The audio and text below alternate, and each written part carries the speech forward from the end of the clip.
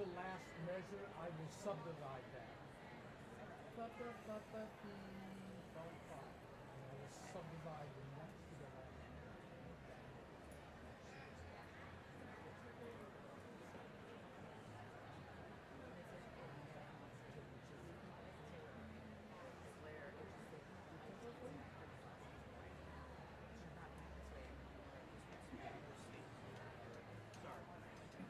One, two.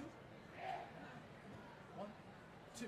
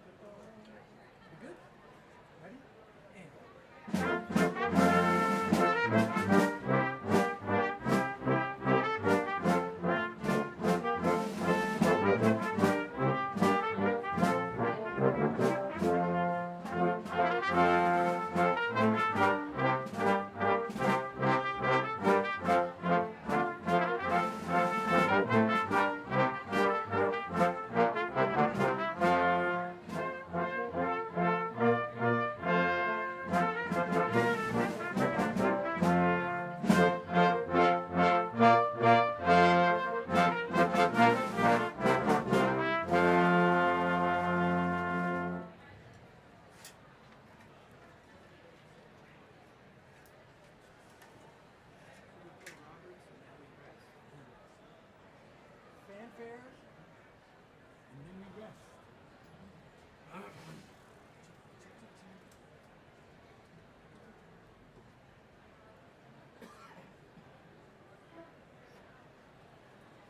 Here we go. Ready?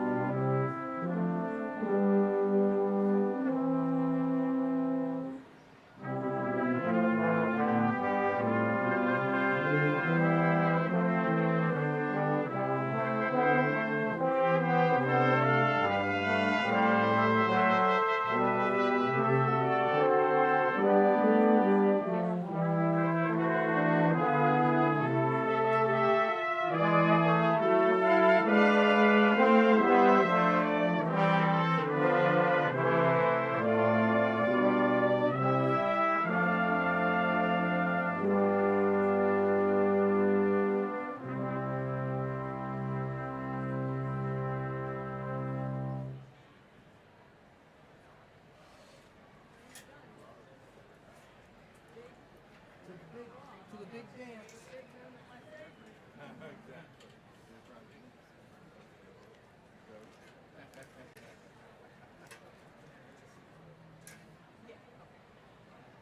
So far, so good.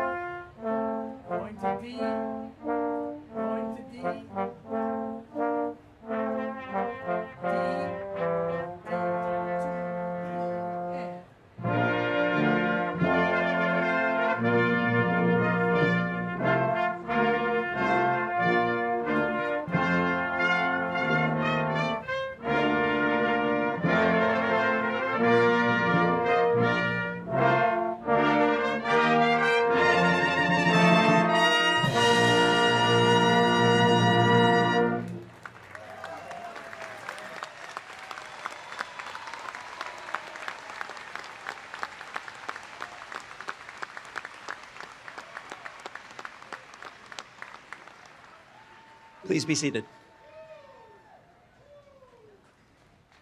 Dickinson College is on the unceded lands of the Susquehannock Nation. We acknowledge the many indigenous peoples that lived with these lands, as well as the thousands of indigenous children forced into the Carlisle Indian Industrial School in 1879 as part of a federal cultural eradication effort.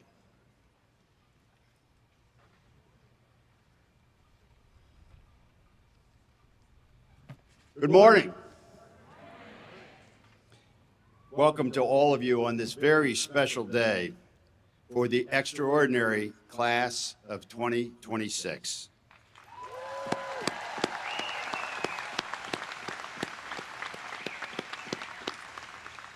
Today we gather as a community of faculty, staff, trustees, honored guests, families, and friends to celebrate the 498 members of the class of 2026 who've been eagerly anticipating today's ceremony and their turn, finally, to walk down the old stone steps behind me. As has become custom, before we begin the formal proceedings, I want to take a moment to thank and acknowledge the many staff members who have made this beautiful setting possible for all of us, the grounds crew, our facilities and special events staff, the dining staff who are preparing a wonderful luncheon afterwards, and our many faculty marshals and staff, including my own office staff, who've ensured that today's ceremony is truly special for each and every one of you and your families. Please join me now in a round of applause for all of them.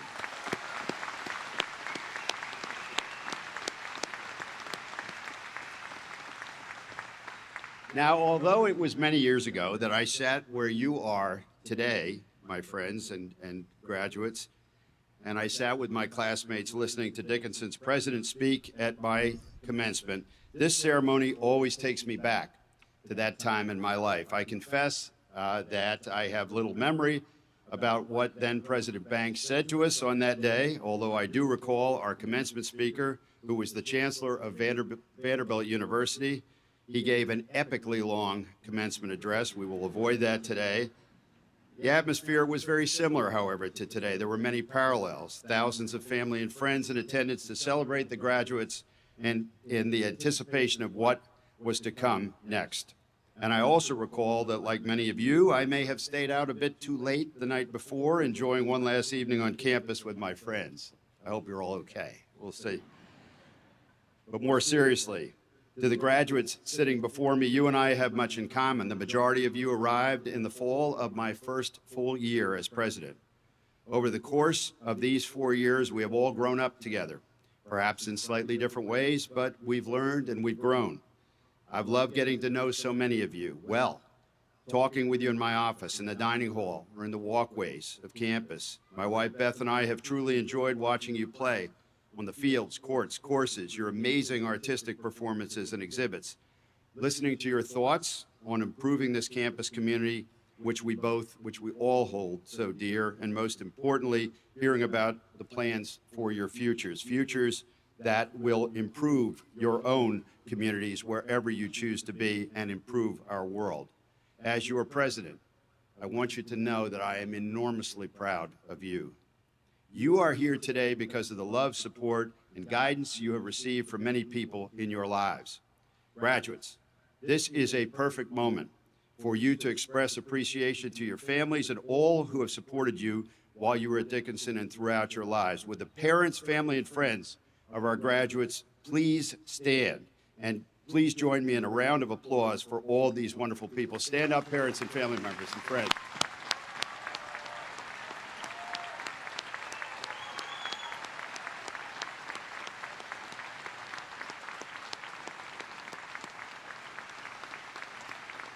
Thank you, parents, family, and friends, for all you've done for our graduates. Please know that you are, all of you, are and will remain such an important part of the Dickinson community.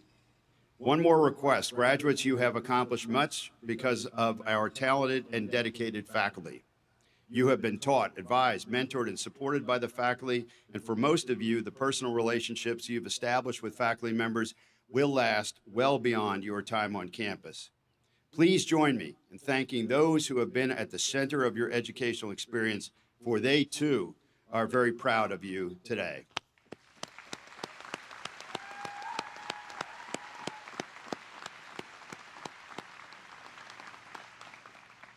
Members of the class of 2026, today we officially welcome you as alumni. As the ceremony proceeds, I will read a formal statement indicating that, upon recommendation of the faculty to the Board of Trustees, I confer upon you your degrees. At that time, you'll be asked to switch the tassel on your mortarboard from the right side to the left. The ancient tradition of switching your tassel is a simple act, but we all know how much labor it represents. After this, you will follow generations of Dickinsonians spanning generations, more than 2 centuries, in fact, to walk down the old stone steps into your new lives. Today, 4 distinguished honorary degree recipients are joining me.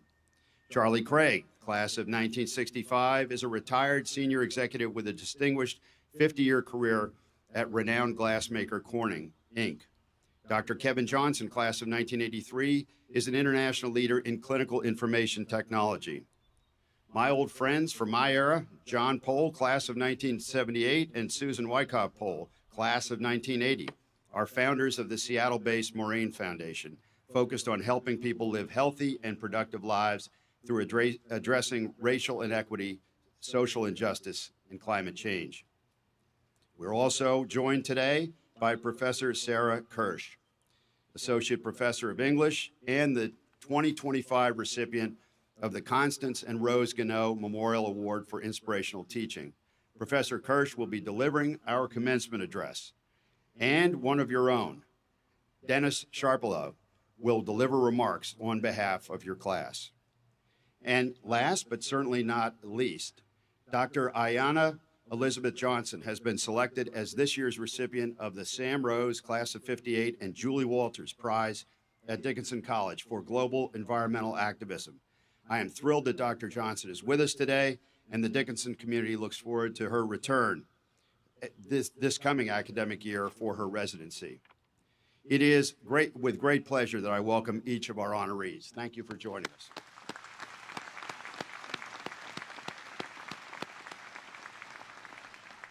While we are here today, of course, to celebrate the accomplishments of the class of 2026, I am also delighted to continue a tradition started several years ago, a recognition of the members of the Dickinson faculty who are retiring this year. This year, there are 4 such faculty retirees. As I read your names, please stand, those of you who are here, and remain standing. Once all have been recognized, we can share our applause as a group. Elena Duge, Associate Professor of Russian, joined the Dickinson community as a faculty member in 1997. Elena has already moved abroad and thus is not with us today. Nitsa Khan, Associate Professor of Judaic Studies, began teaching at the college in 2005. Nicoletta Marino Mayo, the John J. and Ann Conser Curley Chair in Global Education, Director of Mosaics, and Professor of Italian and Film Studies, arrived at Dickinson in 2007. And Windsor Morgan, Associate Professor of Physics and Astronomy, he began teaching at Dickinson in 1994. Taken together, these 4 retirees have a combined 101 years of teaching and mentoring Dickinson students. I know that the many Dickinson students they have taught and the many colleagues with whom they have worked over the years are profoundly grateful for their commitment to and deep affection for this college. Thanks to all of you, to each of you, for your devotion to Dickinson.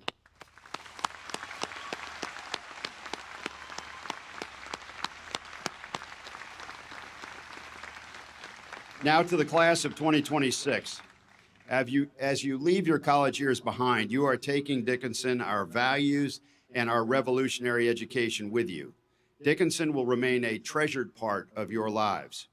We will stay in touch with you as members of the greater Dickinson community because there is still much that we can build and accomplish together. I'm often asked what I find to be the most rewarding part about being a college president. The answer comes easily. It is you. It is you, our students, who make my job rewarding in a way that no other of my previous endeavors has been. Please always feel free to reach out if I can be helpful as you join me in an alumni network that spans the globe. I will watch and read about your endeavors in earnest and with great pride. Although I shall miss our more frequent interactions more than you can know, you know where to find me, and I will always be glad to hear from you. Before I conclude, I want to speak briefly about the times we're in and the world you're about to enter. You know, it is all too easy to become discouraged by the tenor of the times and the areas that divide us. I urge you to resist that temptation. Benjamin Rush founded this college with a radical conviction that a republic cannot survive without an educated citizenry. Rush wrote, "Freedom can exist only in the society of knowledge."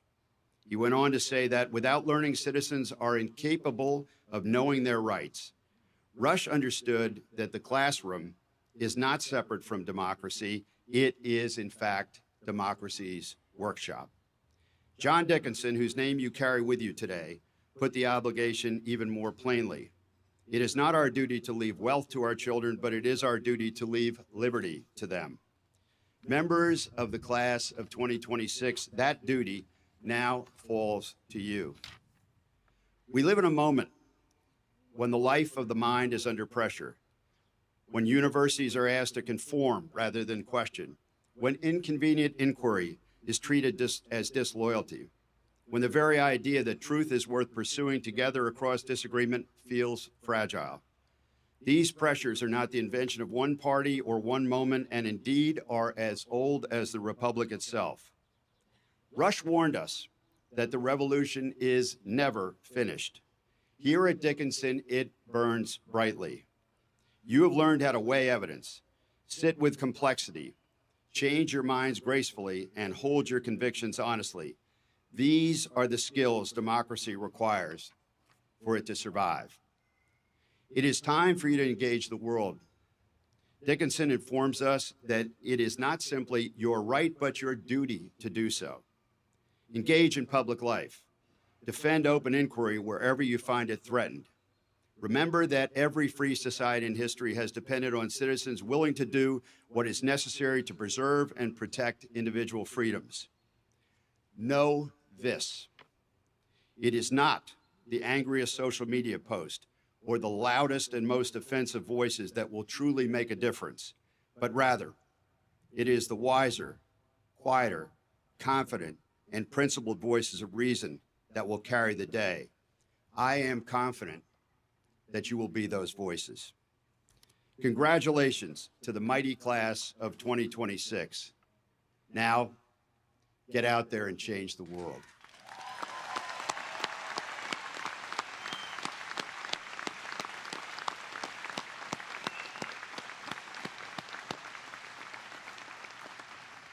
It is a privilege now to call to the podium Dennis Sharpelel, a member of the graduating class. As Dennis comes forward, I will mention that 2 years ago, we decided to start a new tradition of having a student from the class speak at commencement, and it has been a tremendous addition to our ceremony. Dennis, along with several other accomplished seniors, participated in a competitive application and audition process that included a selection committee of faculty, staff, and several members of the class of 2026. Dennis, the podium is yours to deliver your remarks.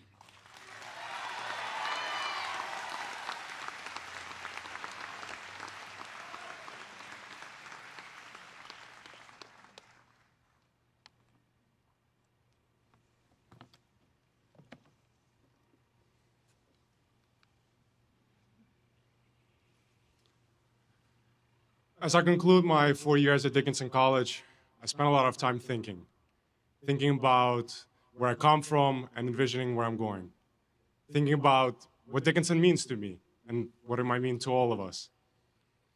Through the relationships that I've built, the people that I've met, and the skills that I've developed, Dickinson created an environment for me to be a part of a symbiotic community and prepared me for the world beyond these walls. Dickinson helped me reinforce my value system. What is important to me: integrity, respect, discipline, loyalty, staying true to myself, understanding my identity and my beliefs, and facing the truth, even when it was hard or humbling. Respecting others around me, treating them the same way I wanted to be treated. Being consistent in anything and everything I do, even when it was inconvenient. And developing relationships with people around me, and being there for each other, in the good times, and especially in the bad.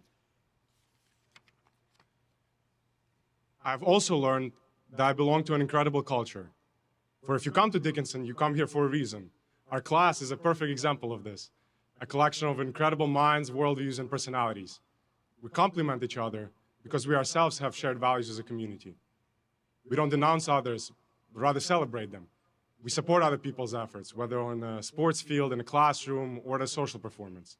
We show up and we show out. we lift others up. We don't let our failures define us. We use it as fuel to go further, to put our head down and run through a wall before we give up. We don't take shortcuts in our approach. We go through the process meticulously. And importantly, we always deliver in the end. We don't criticize because, to quote President Theodore Roosevelt, it is not the critic who counts. The credit belongs to the man who's actually in the arena. We understand that success takes extra work put in when nobody's watching, whether it is winning a conference championship for the first time in 15 years, getting an A on a test, being some of the best ROTC cadets in the country, starting a club from the ground up, or conducting groundbreaking research. We know that success also takes time. I found myself in challenging situations in the arena many times at Dickinson, moments when the accumulation of responsibilities led to crippling doubt, when I asked myself questions like, can I really do this? Am I good enough for this? And every time before these thoughts would take over, I would look to my left and to my right. Look at the people I would be with.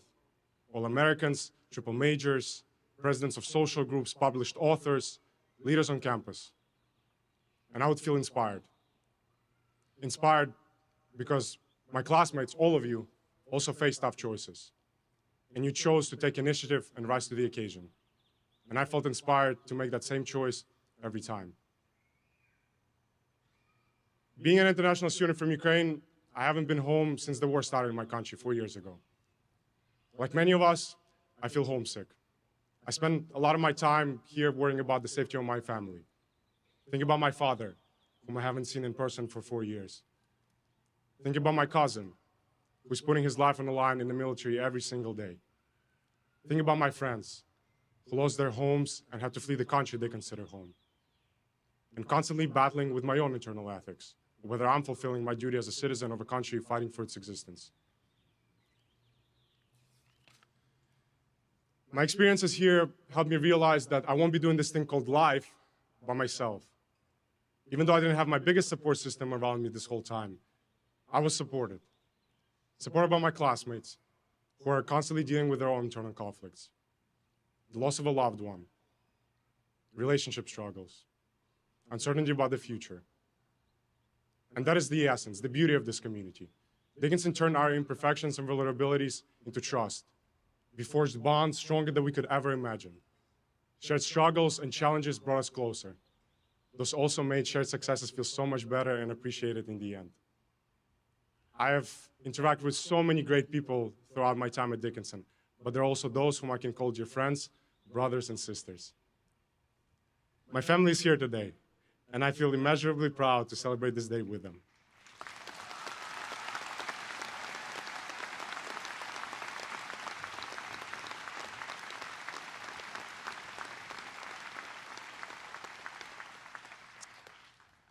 I'm even more proud that my family gets to meet another family that I've been a part of for these last 4 years. To face the future, we must understand the past. After reflecting on the things that I've learned at Dickinson, I feel much more confident in saying, I don't know where I'm going. And that is okay. What I do know is that Dickinson has given me a skill set to adapt, persevere, and ultimately succeed in any environment that I find myself in. So, whether you know where you're going or not, think about where you come from. Remind yourself who you are, what you believe in, and what you have learned or done to become the person that you are today. Dickinson College, you've been amazing to me. I'm forever grateful for helping me become the man that I am today, standing in front of you. To those that have come before us, thank you for the sacrifices and for the impact you've made in building this place. To those who are yet to walk through these limestone doors for the second time, raise the standard, build on the accomplishments of people before you, and leave this place better than when you found it. We already know you'll make us proud. To the class of 2026, congratulations.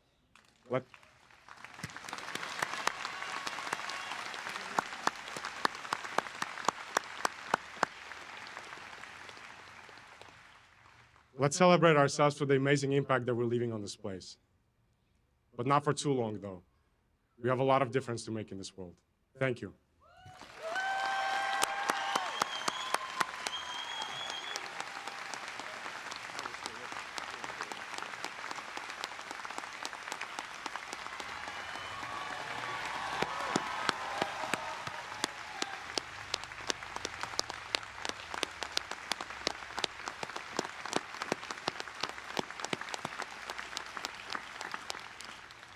Wow.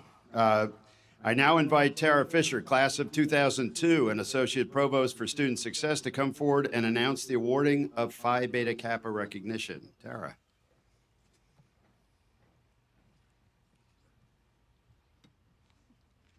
Got to wipe a few tears off my eyes there.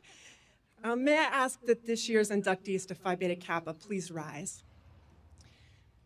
Since its founding in don't worry, we're going to be clapping, don't worry. Since its founding in 1776, Phi Beta Kappa has been the nation's most prestigious honor society. This year, we celebrate our semi-quincentennial anniversary. Election is extraordinarily selective. Inductees represent the very highest level of academic achievement at Dickinson and across the country. Less than 1% of college graduates nationally qualify for this honor. Members include 17 U.S. presidents, 42 U.S. Supreme Court justices, and over 150 Nobel laureates, as well as hundreds of leaders and hundreds of other top industries across the globe. Phi Beta Kappa recognizes more than grades. It honors breadth of study, intellectual curiosity, and a deep commitment to the life of the mind. All of our members have two things in common: their rigorous pursuit of excellence in the arts and sciences and their strong moral character. The students who are standing before you have distinguished themselves not only through sustained academic excellence, but through disciplined inquiry, openness to complexity, and a willingness to ask meaningful and sometimes very difficult questions. Yet this honor is not simply a recognition of what they've done. It is a call to what lies ahead. Phi Beta Kappa stands for freedom of inquiry and liberty of thought and expression, values that are essential in a world that increasingly demand thoughtful, informed, and principled voices. To our newest members, we expect you to take intellectual risks, to engage perspectives that challenge your own, and to carry forward the ideals of liberal education in ways that only a Dickinsonian can. The Greek translation of Phi Beta Kappa means love of wisdom is the guide of life. So, go forward and let wisdom guide your life beyond these limestone walls. Wisdom, coupled with your drive and your scrappiness, make you ready for whatever lies ahead. Please join me in celebrating these newest members and ambassadors of Dickinson's chapter of Phi Beta Kappa.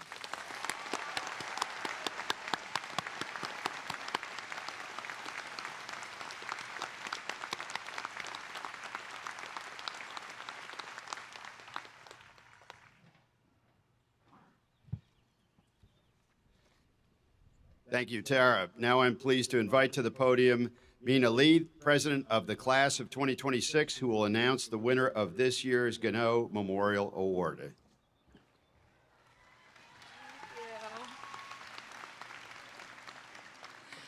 Hello, I'm Mina Lee. I'm from Korea, based off of LA, sociology and political science bachelor's candidate, and the class of 2026 president. It is my privilege as a president of the class of 2026 to announce the 57th recipient of the Constance and Rose Gano Memorial Award. This award, established in 1669 in accordance with the testamentary wishes of late William A. Gano of the class of 1902, is to be given to that professor of Dickinson College who, by secret ballot of the members of the senior class, immediately prior to their graduation, shall have been voted the most inspirational teacher during their college course. The faculty member presented with the Gano Award receives a cash award and funds to be utilized for the purchase of books for the library, the acquisition of educational equipment, or the implementation of some other project that will enrich Dickinson's teaching learning programs. It is my honor to present this award to a distinguished and highly respected member of the History Department. A graduate of the University of Toronto, she earned a Master's of Philosophy from the Cambridge University and a Master's of Arts and PhD from the University of Pennsylvania. Her teaching interests span environmental history, the history of capitalism, the body, landscapes, science, and food production. She is consistently praised as engaging, knowledgeable, and supportive educator who fosters an inclusive and flexible learning environment. Students highlight her ability to connect course material to real-world issues, encourage critical thinking, and present complex topics in an illuminating and accessible way. Overall, her teaching style, enthusiasm, and care for students make her courses both highly impactful and one of the most memorable and rewarding academic experiences for our class.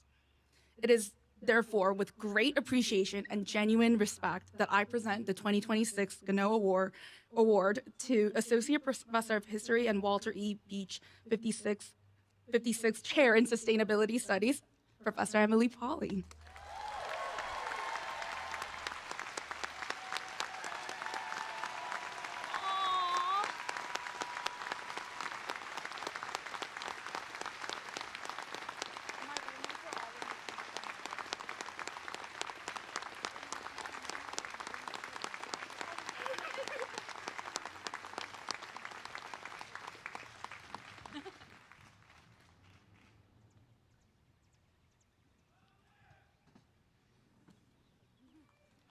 Congratulations.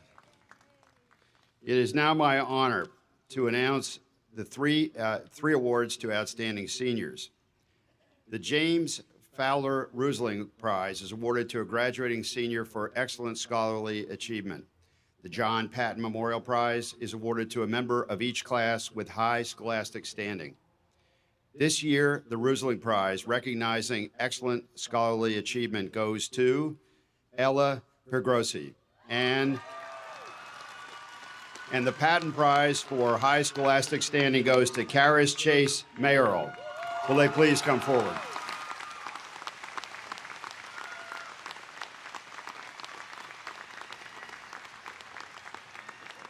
Please come forward.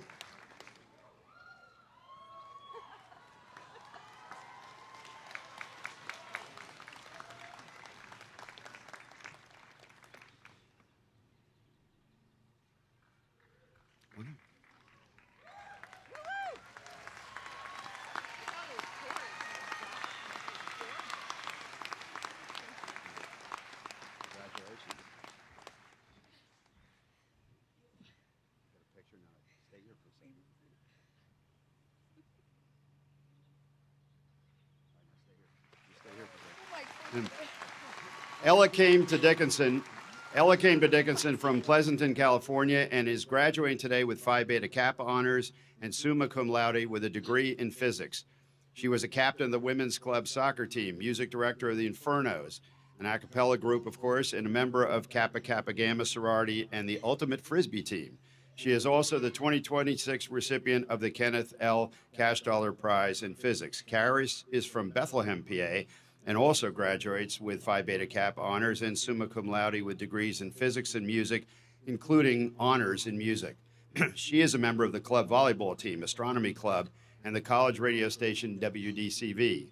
Karis was also awarded the 2023 Landis Moeller Prize in Physics, the 2024 Joseph Middleton and Isabel Mullen Burns Memorial Prize, and the 2025 Richard M. Sia Memorial Prize in Physics, and was named the senior class officer this fall at Convocation, a ceremony from which she has beautifully sung our alma mater for the past 2 years.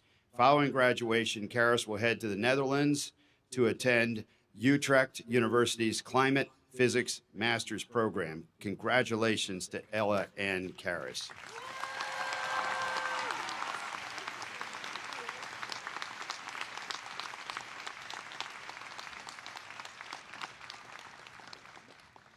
The William F. Hofstetter Senior Prizes are annually awarded to the two seniors who, in the judgment of the president of the college, have made the greatest contribution to the good of the college during their undergraduate years.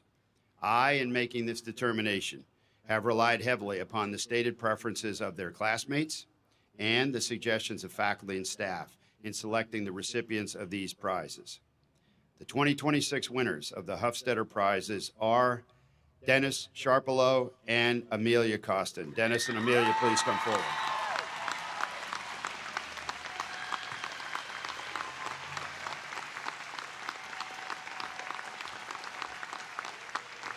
You're back.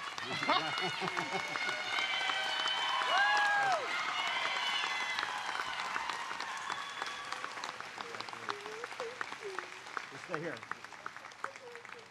Dennis, who you heard speak to us so sincerely and so movingly just a moment ago, is a quantitative economics and data analytics major, as he said, from the Ukraine. He has also been deeply engaged in campus life as a member of the men's soccer team, the Order of the Scroll and Key, the Liberty Cap Society, Economics and Data Analytics Majors Committee, Food Advisory Committee, and he served as a peer advisor, economic tutor, and foreign language writing associate. Dennis, your determination, kindness, and leadership have left an impact on our campus. You represent the very best of Dickinson. Amelia, who most of you know as Mim, came to Dickinson from Falmouth, Maine. She will graduate today with a major in American Studies and a minor in Educational Studies.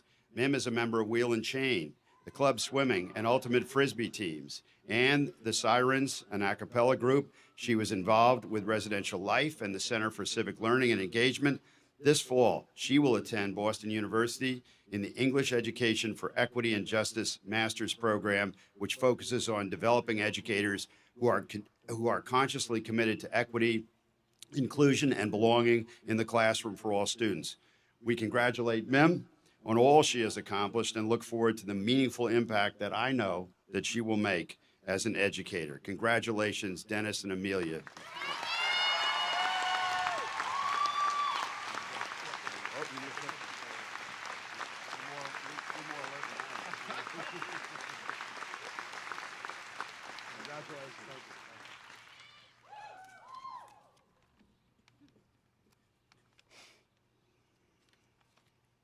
I would now like to call forward Doug Pauls, class of 1980, who is the chair, of course, of our Board of Trustees, to announce the new Young Alumni Trustee. Doug will conclude, of course, his term as chair of the board this June. He has served on the Board of Trustees for the past 18 years, served faithfully and well, I might tell you, including a stint as my vice chair on the Board of Trustees. He spent the last 5 years as chair after I took on the presidency. Doug is my dear friend. We are so happy to have him here today. Thank you, Doug, for your tireless commitment and service and giving of all of your resources to our alma mater. Doug.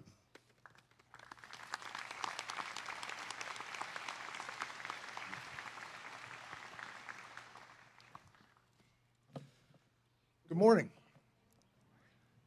I'm Douglas Pauls, a proud member of the class of 1980.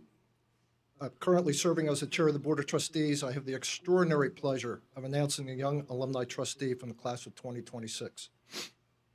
Each year, a member of the graduating class is elected to serve a 2-year term as a member of the Board of Trustees with full voice and vote.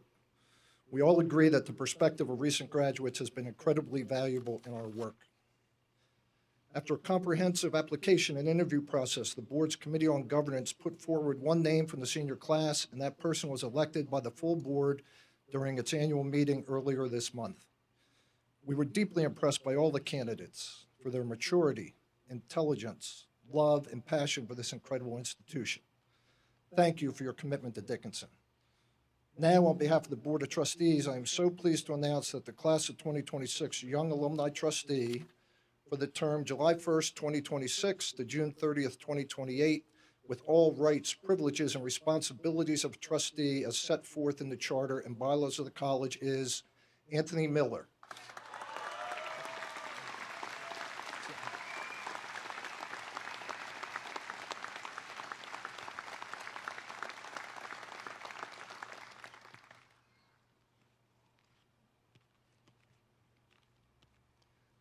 And while you're walking up, I'll say congratulations, Anthony, and congratulations to the entire class of 2026. Welcome to the alumni community. Thank you so much.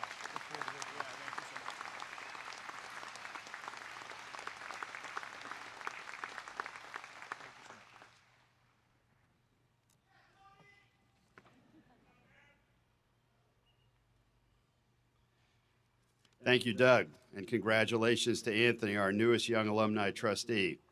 I would now like to ask Julie Walters, Emily Pauley, the Walter E. Beach Class of 1956 Chair in Sustainability Studies and Associate Professor of History, to come back up, actually, in Emily's case, and Ayanna Elizabeth Johnson.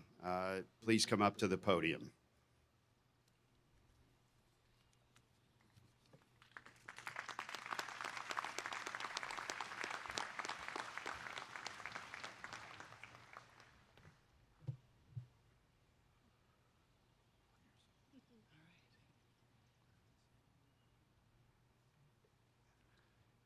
Good morning, class of 2026.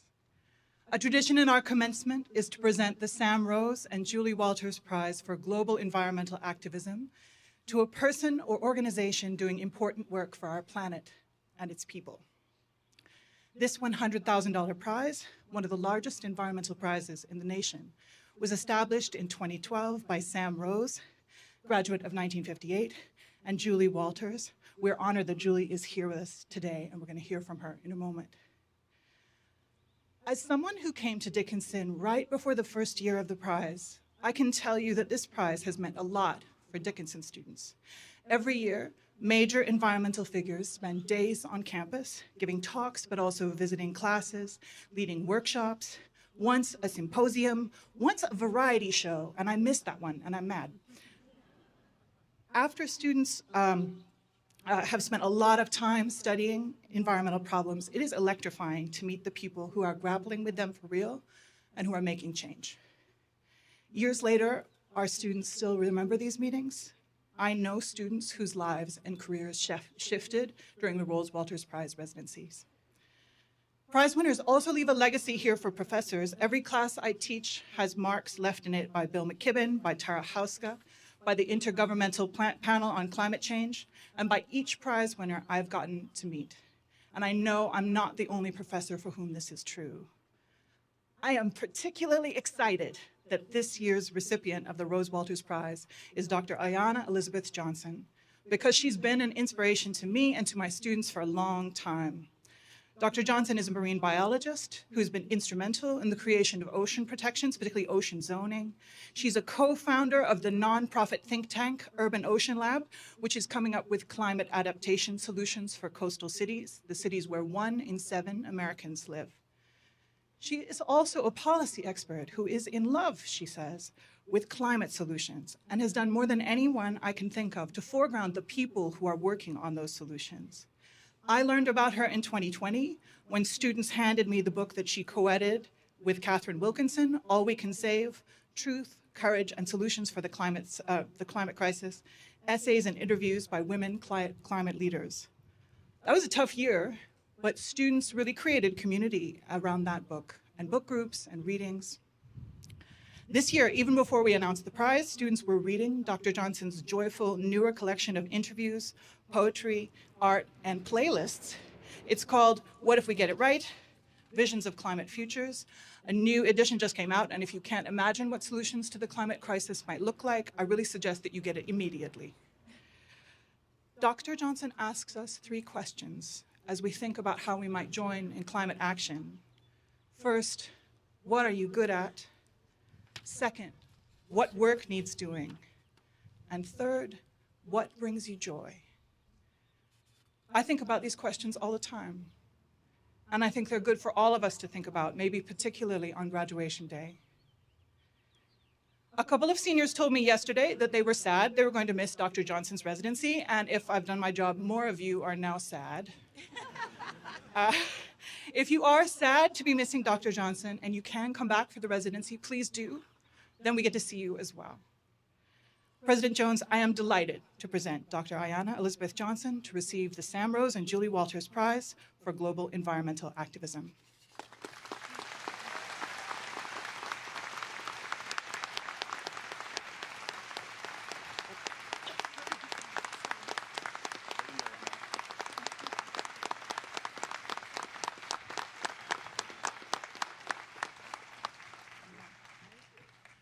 Now, a few words from our prize founder, Julie Walters.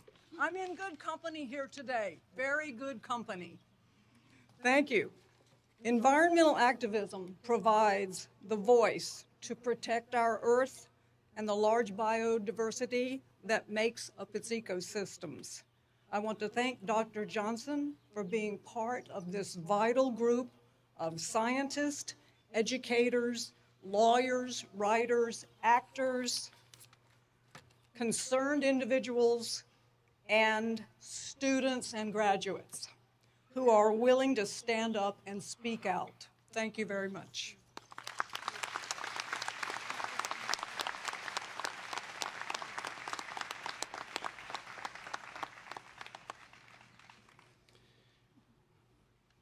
Again, congratulations, and Thank you. What a well-deserved honor.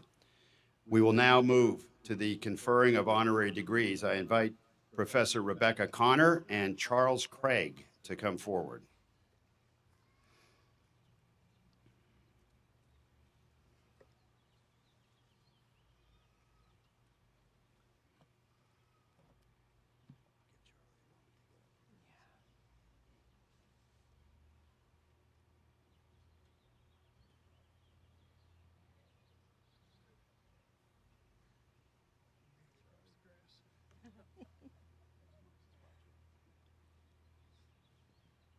Charles Craig, today we honor your commitment to fostering innovation through research and development management and your steadfast support for higher education. Charlie came to Dickinson as a local student, living at home and working nights at the lab at Carlisle Hospital. He majored in chemistry with a minor in geology and managed to find time to join the Kappa Sigma fraternity, serving as chapter vice president. That minor in geology served him well when he followed his heart to Peru to be with Trudy, his future wife. In Peru, he worked for a mining and metals company for 5 years, developing relationships with the community using what he had learned in his liberal arts education. He returned to the U.S., where he completed a doctorate in chemistry, metallurgy, and geology at the University of Minnesota, before joining the manufacturing and engineering division of Corning Glassworks in 1974. Over his more than 50-year career with Corning, Charlie moved into research and development, and from there into management of science and technology, eventually becoming the Vice President of Science and Technology. Throughout his career, he has been a champion for innovation processes at Corning, bridging research and development with the manufacturing and business side of the company. While at Corning, he was invited to serve on the Board of Trustees for Clarkson University, as well as on the College Council for Alfred State College of Technology, SUNY, displaying his support and service to higher education. He was also a Paul Harris Fellow of the Corning Rotary Club, exemplifying their motto, service over self. His focus on using community development and leadership to foster innovation carried through from his years in Peru to his legacy at Corning. Charlie has contributed to many courses on the management of technology and innovation and is currently on the board of directors for Incubator Works, a local business incubator in New York. He currently serves as the chair of the American Management Association Board of Trustees. He has been awarded multiple honorary degrees and most recently a Presidential Medal from Alfred State College of Technology and a Distinguished Alumni Award from Dickinson College. President Jones, in recognition of his leadership in innovation processes in high technology companies and his philanthropic support of higher education, I am proud to present Charlie Craig for the honorary degree of Doctor of Chemistry.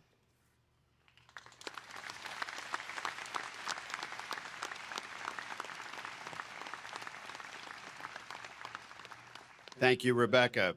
Charles Craig, upon the recommendation of the faculty, to the Board of Trustees and by its mandamus, I confer upon you the degree of Doctor of Chemistry, honoris causa, with all the rights, privileges, and distinction thereunto appertaining, in token of which we present you with a diploma and the hood of Dickinson College appropriate to your degree.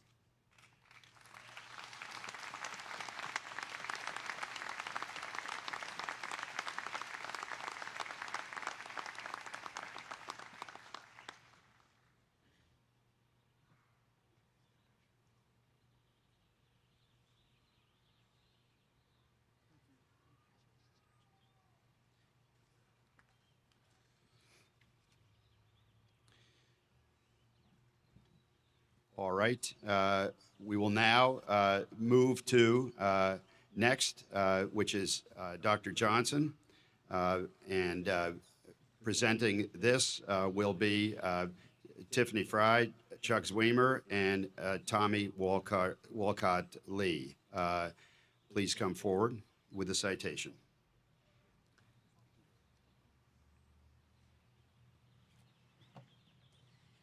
Dr. Kevin Johnson, your career has been defined by innovation, leadership, and a commitment to improving patient care through technology. transforming medicine at the intersection of science, data, and human connection. As an undergraduate, your experiences at Dickinson College foreshadowed a career that would help define the field of biomedical informatics. A proud member of the class of 1983, you graduated with honors in biology and were awarded the Hofstadter Prize. As we've seen today, a presidential award for only 2 graduating seniors who have made the greatest contributions to the good of the college. You also pursued studies in computer science at a time when most people did not have personal computers, the internet was not yet widely accessible, and the field itself was not formally established at Dickinson. Your work included an independent research project in biomedical informatics with Professor Robert Paul, reflecting an early vision for the role of computing in medicine. You earned your medical degree from Johns Hopkins University School of Medicine, completed a residency there in pediatrics, and went on to earn a Master of Science in Medical Informatics from Stanford University. You later returned to Johns Hopkins as the first Black pediatric chief resident, followed by a faculty appointment in pediatrics. You continued your career at Vanderbilt University before joining the University of Pennsylvania, where you currently serve as the David L. Cohen University Professor of Pediatrics, Biomedical Informatics, and Science Communication, and Vice President of Applied Informatics for the University of Pennsylvania Health System.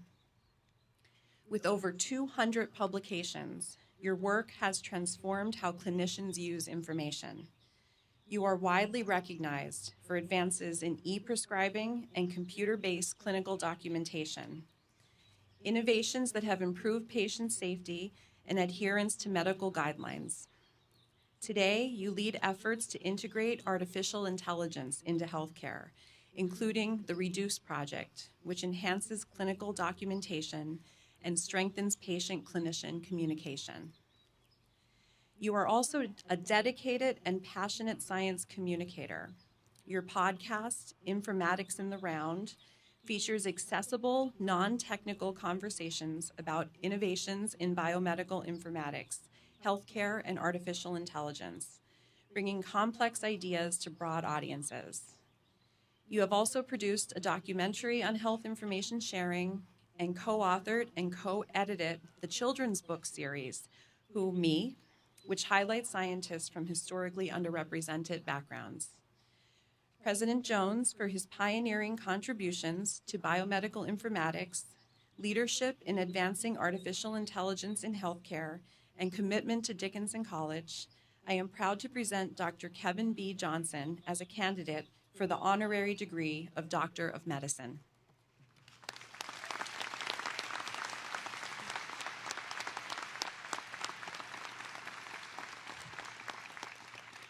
Thank you, Tiffany. Kevin Johnson, upon the recommendation of the faculty to the Board of Trustees and by its mandamus, I confer upon you the degree of Doctor of Medicine honoris causa, with all the rights, privileges, and distinction thereunto appertaining, in token of which I will present you with a diploma and the hood of Dickinson College appropriate to your degree.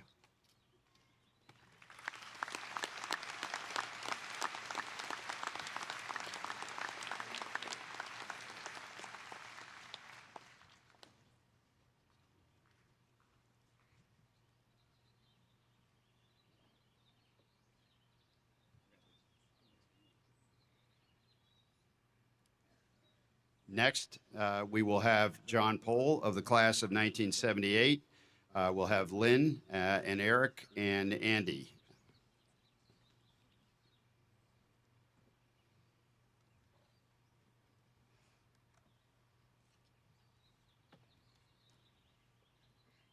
Good morning. John C. Pohl, today we acknowledge and celebrate your excellent achievements and enduring contributions to the field of photography. John graduated from Dickinson in 1978 with a double major in geology and political science. He later earned an MBA from Seattle University. As an undergraduate, he sang in the college choir and helped to build and operate the Hermitage, Dickinson's first coffee house. Simultaneously, he was a steel worker at Frog, Switch, and Manufacturing Company in Carlisle, a position that would launch his career in manufacturing and software. In addition to being a geologist and landscape photographer, he is currently the owner and president of Triple Creek Development in Seattle. John's career in photography is inseparable from his scientific training and global experiences.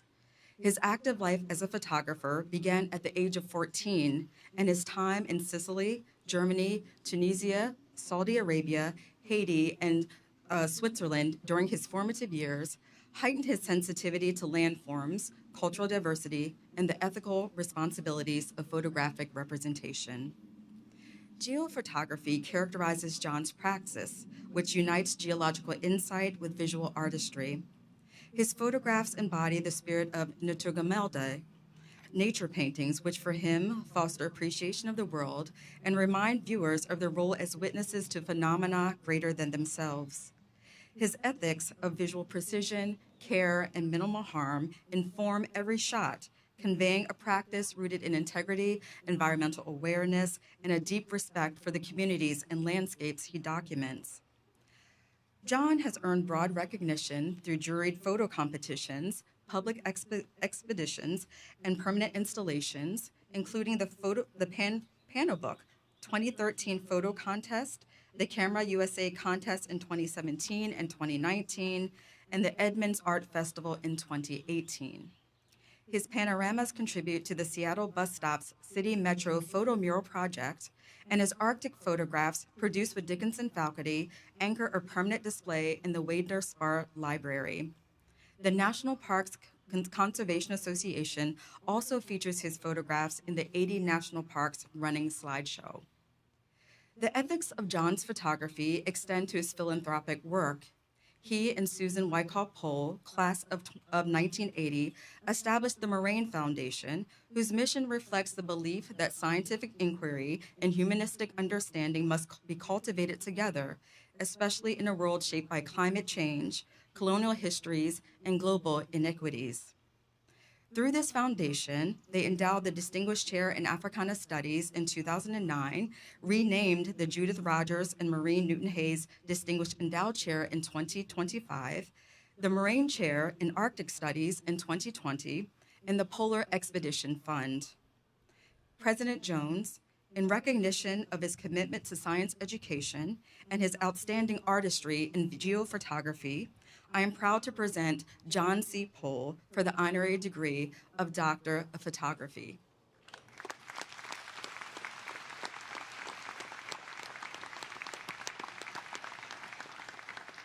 Thank you, Lynn.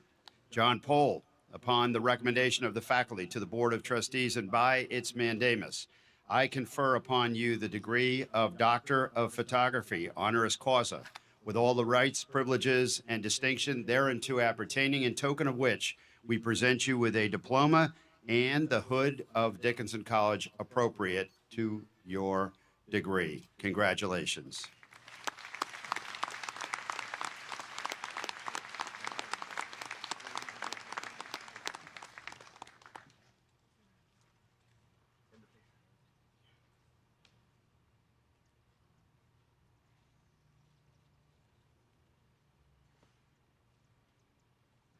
Next, Susan Wyckoff Pohl will have Ben Edwards, Doug Pauls, and Marcus Key.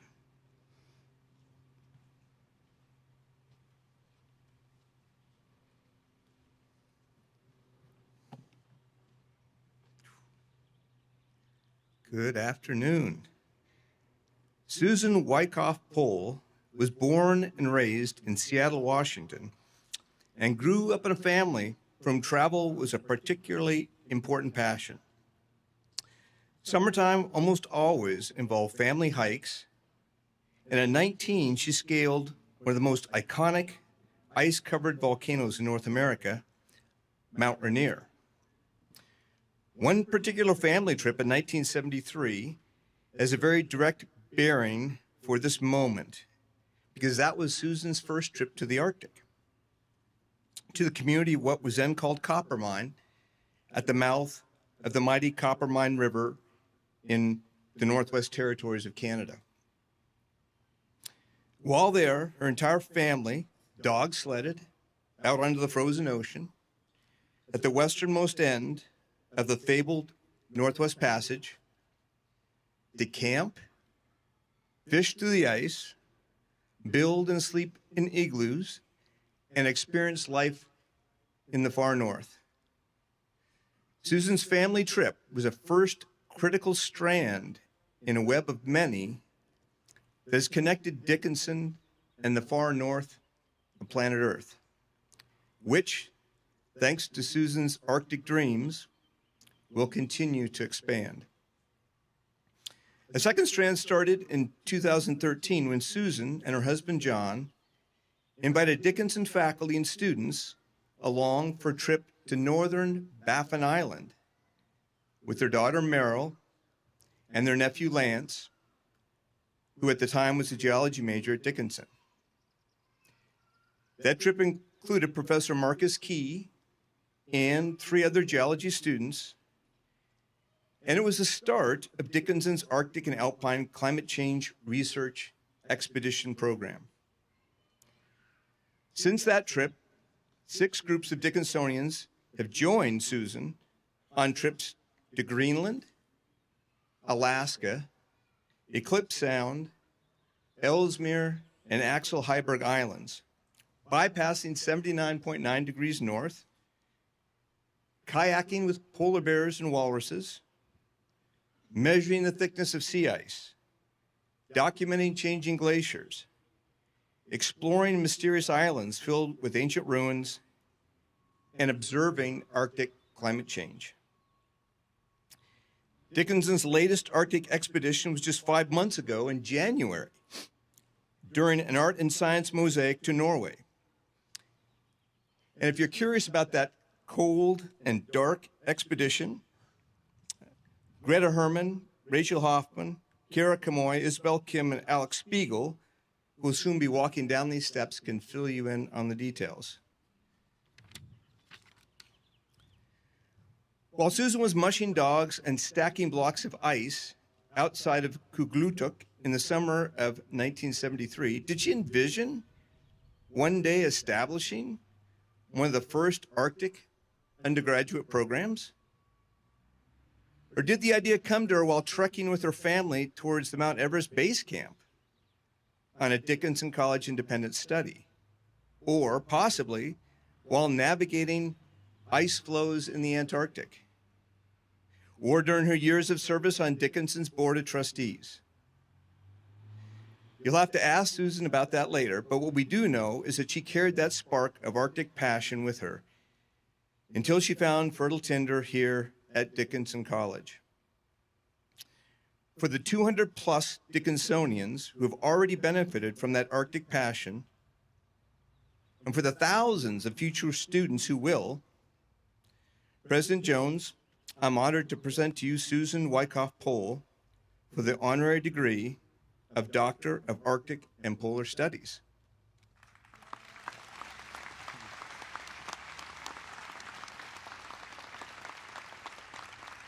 Thank you, Ben.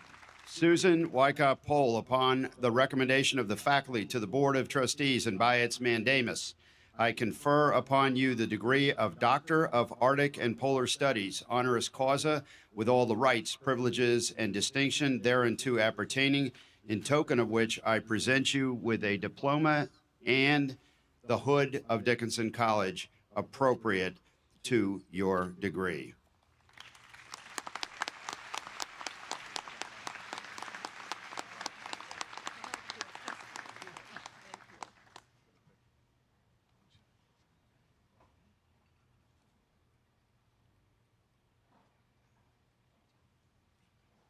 Please join me in one more round of applause for our honorees.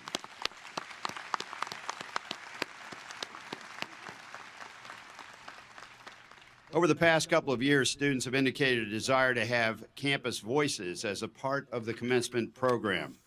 To answer that call, we added, of course, a student speaker, and you heard from that terrific student speaker, And last year, we decided to add a faculty speaker as well.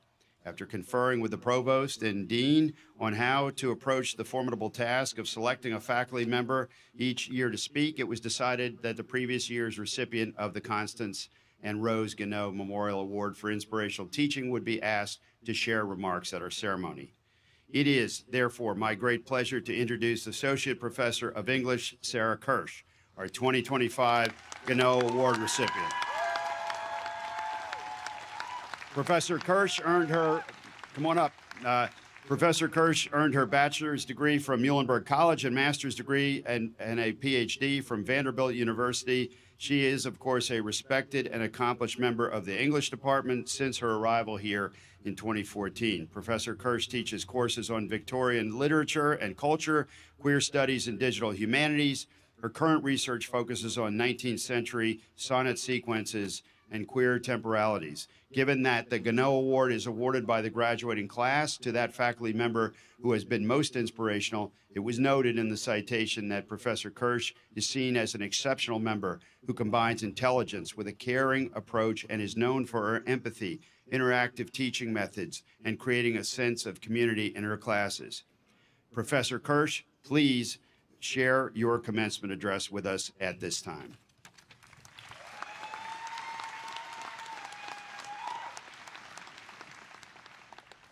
Good morning, and thank you, President Jones, for that generous introduction. Before we begin, I want to say a deep thank you to the class of 2025, yes, the class of 2025, for the honor of awarding me the Gannot Prize for Inspirational Teaching. And congratulations to this year's awardee, Professor Polly. I couldn't imagine someone better. Being in the classroom, back to you, being into the classroom is one of the hardest and most rewarding parts of my career. And I'm grateful to all students for the joys, challenges, and boundless curiosity you bring to my life. You, the class of 2026, you've made it, and I'm delighted to be your speaker on this momentous day. Parents, grandparents, loved ones of all kinds, you made it too. Likely this weekend already feels like a blur with the rush from here to there, so let's take a moment to take a breath and savor. In English classes, we ask our students to slow down and get curious. So humor me, and let's slow down together. Engage your senses. Take a deep breath and notice. What can you feel? The sun, obviously, but maybe the breeze, your heart in your chest. What can you hear? The rustle of robes, the murmur of exhilaration. What do you see? What detail of Old West and the academic quad will sear itself into your memory of this day? What do you smell? The sense of campus in spring, earth, grass.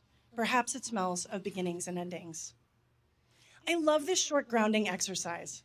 It reminds us that we are all gathered in community here together, and we can acknowledge the past graduates who sat in those seats and who walked this lawn, who traversed these same steps, as well as those who lived and cared for this land long before the limestone was fashioned into these buildings.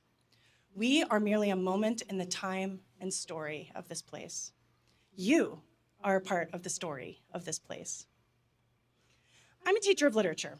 I trade in stories and poems. In my classes, I try and share the love of language and my curiosity about how words shape our lives and experiences. One thing I believe above all, words matter. In literary scholarship, we also study literary genres, the different types of stories and how they are used to make meaning. But can I tell you one literary genre I have never studied? Commencement speeches. And then suddenly I'm asked to say something meaningful, not just to you, class of 2026, but your family and loved ones, your faculty, your friends. So as any academic might, I did some research. It turns out commencement speeches fall into a few categories. One version of the speech celebrates you and the future road ahead. This I think of as the Dr. Seuss version of a commencement address. In his book, and maybe you know it, Seuss exclaims, "Oh, the places you'll go. You have brains in your head, you have feet in your shoes. You can steer yourself any direction you choose." Don't get me wrong, I love that kind of story. Class of 2026, you can choose your own direction. We have made sure you have brains in your head, and we know you will find your own path. My area of interest is in poetics, And truly, there are many poets who have taken up the hopeful question of the path ahead. For example, the poet and environmentalist Mary Oliver asks you the pressing question, tell me, what is it you plan to do with your one wild and precious life? Another genre of commencement speeches speak about failure, but usually failure is framed as the kind of hiccup that we persevere through. And here I think about one of my kids' favorite bedtime stories, Rosie Revere, Engineer. In this new classic, Rosie's attempts to engineer a flying machine do not work as planned, of course, and her aunt reassures her. She says, "Your brilliant first flop was a raging success. Life might have its failures, but this was not it. The only true failure can come if you quit." Commencement speeches like these remind you of your resilience, and for good reason. Messages about developing grit are vital. They're the stories we tell ourselves in order to pick up and begin again. In short, commencement speeches tend to assure you of your potential and warn of forthcoming shortfalls. But I want to trouble this, or as I always say to my students, ask, so what? Because I also think of these two messages are what one scholar calls success bait, or the kind of promise that says, if you just keep going, it will all get better. That kind of message can feel demoralizing, especially now because the world feels like such a hard place. So today, let me offer you something else. In my LGBTQ lit classes, I often teach a trans theorist named Jack Halberstam. In his book called The Queer Art of Failure, Halberstam asks us to reconsider how we imagine the concept of failure. He argues, quote, under certain circumstances, failing, losing, forgetting, unmaking, undoing, unbecoming, not knowing may in fact offer more creative, more cooperative, more surprising ways of being in the world.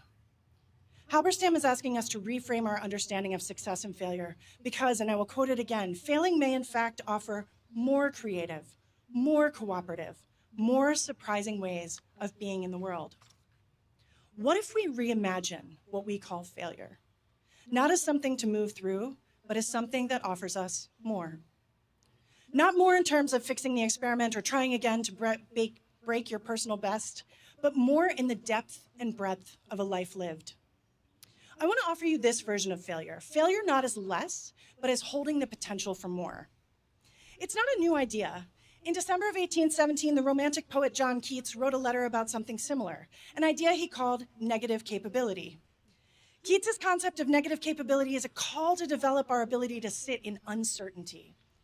In today's terms, we might describe this as the ability to embrace cognitive dissonance, explore the gray space, or understand that two things can be true at once. Negative capability is being open to sitting with all that we do not know. And today, I suggest it is our openness to consider that success and failure are more nuanced and more intertwined than we are taught. I often tell students in my classroom that my job is to make you uncertain and a bit uncomfortable. Not because I want to cause pain, but because it is in the stretch that we find growth and flexibility. In sitting with uncertainty, we find new ways of seeing, new ways of telling the story. This is such an important skill because, folks, you will fail. You have succeeded so tremendously here at Dickinson, and still you will fail. Life will not be without success, but you will also fail more times than you can count. You will fail because we all fail. I have failed in more than 1,000 ways this week alone. What's more is that I hope you will fail too, because failure is what makes us human. It brings greater joy, depth, and complexity to a life than unblemished success. In a world where we are pushed to think like machines, find the right answer, and which we look to outsource our thinking and creation to steel and electricity, let us reclaim the humanity we have to offer. Shared understanding of loss and hardship, joy and empathy, of the stories and the places that connect us. As I thought about the presence of uncertainty and the ways in which failure and success might be redefined, I found myself returning to a poem called Good Bones by the poet Maggie Smith. In this poem, the speaker is a parent addressing a child. But today, let's imagine it as a poem from a teacher, perhaps like those you have had here, to students, perhaps like you have just recently been. Let us hear it as a conversation about how we all fail. Smith writes, "Life is short, and I've shortened mine in 1,000 delicious, ill-advised ways. 1,000 deliciously ill-advised ways I'll keep from my children. The world is at least 50% terrible, and that's a conservative estimate, though I keep this from my children. For every bird, there is a stone thrown at a bird. For every loved child, a child broken, bagged, sunk in a lake. Life is short, and the world is at least half terrible. And for every kind stranger, there is one who would break you, though I keep this from my children. I am trying to sell them the world. Any decent realtor walking you through a real shithole chirps on about good bones. This place could be beautiful, right? You could make this place beautiful." When I thought about what I wanted to say here today, one of our brilliant librarians urged me to talk about something dear to my heart. One of the things that I love most. What I love most about Dickinson College is our commitment to human possibility, to the complex, open mesh of possibilities that makes each one of you so unique. Feminist scholar, poet, and educator Bell Hooks declared that language disrupts, refuses to be contained within boundaries. So today, let's disrupt the language of failure and success and leave understanding that you are worth so much more than the tallies of your productivity. Instead, let us revel in our shared humanity. Because this world could be beautiful, right? Because folks, you make this place beautiful. Congratulations, class of 2026.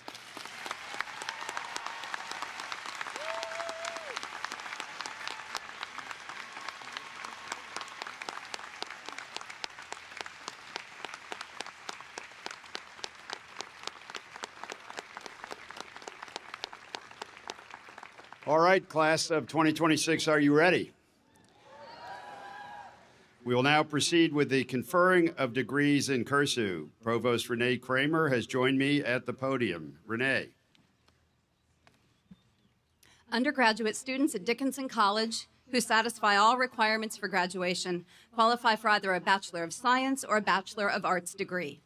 The degree each graduating senior will receive today is identified next to their name in the online commencement program. Will all of the candidates for the Bachelor of Arts degree and the Bachelor of Science degree please rise as you are able and remain in place?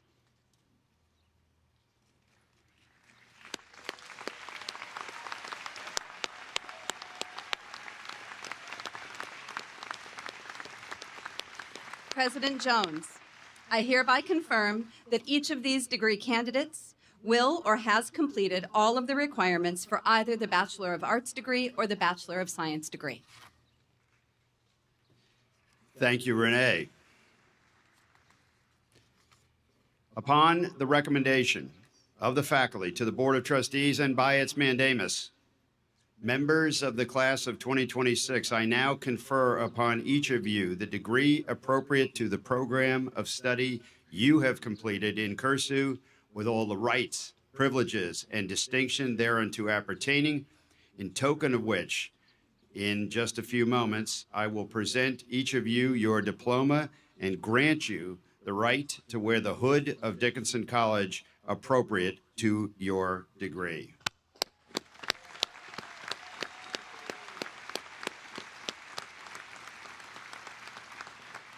Members of the class of 2026, you may now move your tassels from right to left. Welcome, new alumni of Dickinson College.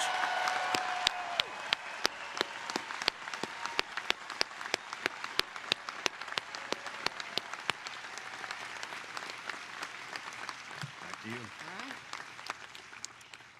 Please be seated. We shall now commence with the awarding of the degrees. Graduates, please remain seated until the members of the faculty serving as assistant marshals indicate that you should come forward, a few rows at a time, to receive your hoods and your diplomas. It's traditional at the commencement exercises at Dickinson College for graduates to descend what are affectionately known as the old stone steps of Old West, the oldest structure on our campus, as they approach the podium to receive their degree. Today's graduates will come down the steps as Professor Lorelei Koss reads their names. Continuing a tradition started many years ago, I am pleased to welcome two alumni today to open the doors of Old West, so that the graduates can descend those old stone steps. The two alumni with us today are Olivia Abbott Havers, class of 2025, representing our most recent alumni, and Charles Ulmer, class of 1965, representing our most senior alumni. Please welcome them as they move to the podium to open the doors for our graduates.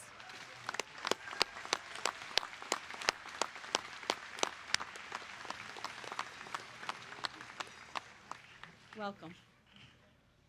As our graduates are directed into Old West to line up to walk down these historic steps and receive their degrees, I would like to share a couple of special recognitions this year. First, I would like to invite Charles Maratsnik to walk down these steps while I share a bit about him. Charles M. Maratsnik graduated with the class of 1975, 51 years ago, but he was unable to attend his commencement ceremony. At the time, he didn't feel that missing out on this ceremony was significant, but while recently reflecting on his life, he came to understand that he had missed out on an important part of his life's journey as a Dickinsonian. Charles was a political science major who spent his junior year abroad in our Bologna program. He went on to earn his law degree from Yeshiva University and has had a successful career as an attorney in New York City. In his own words, that he would like me to share with the graduating class: stand tall, be confident, help those in need, be kind, be generous, be humble, follow your dreams, and laugh out loud. Charles, we are so glad that you can be with us here today.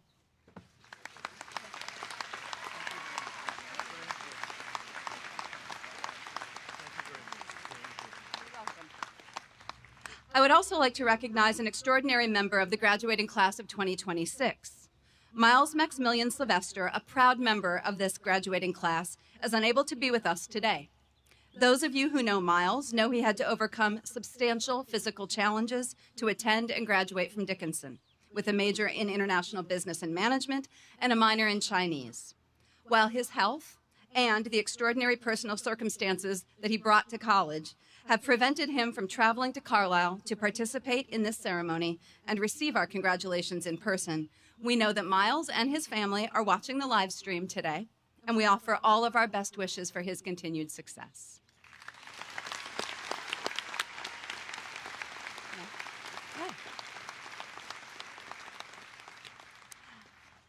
The class of 2026 is composed of 498 graduates. 8% of them have completed their degree requirements last summer and February, and 63% of them are graduating with Latin honors. 64% of them have earned a Bachelor of Arts degree, and 36% are being awarded the Bachelor of Science. Not yet, okay. 61% of our graduating class are women. 39% are men. That's right.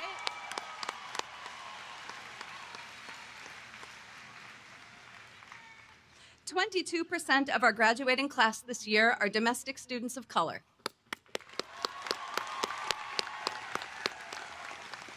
Eight Posse scholars are graduating today. 14% of our students are first-generation students.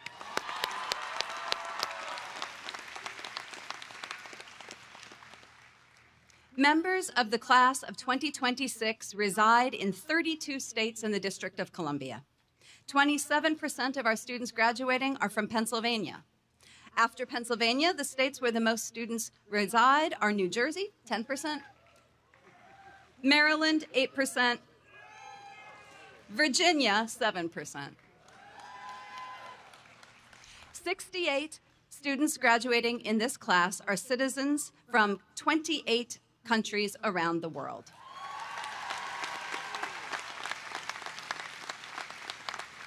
We have 23 graduates from Vietnam, 6 from South Korea, and 5 from Nepal.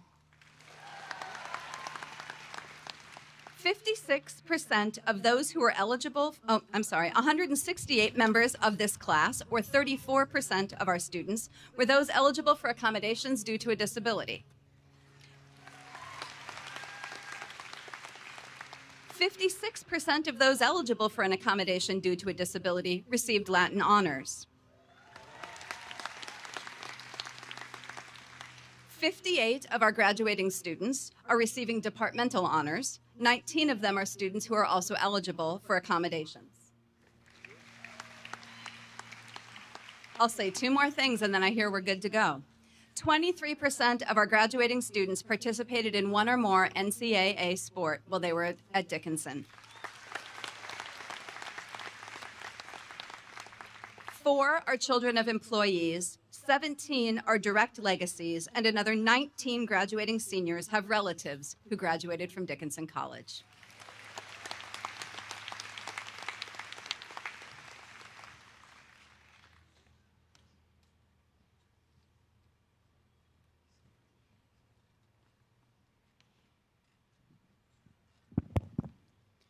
Mr. President, the graduates are ready to receive their degrees.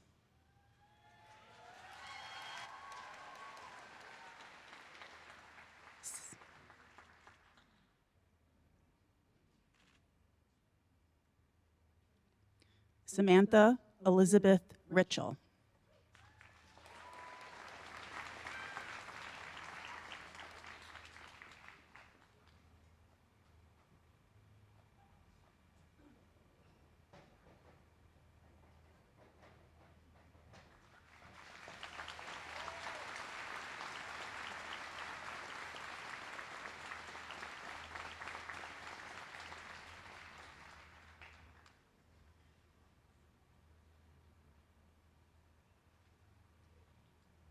Daniel Gilbert Ni Sowa Ablor.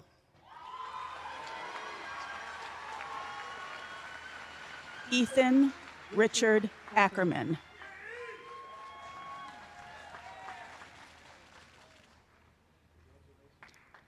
Hannah Judith Adler.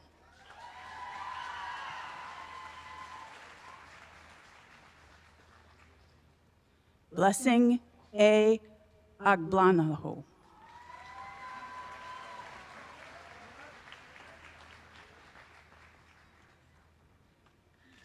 Isaiah Akankumi Akansanyua.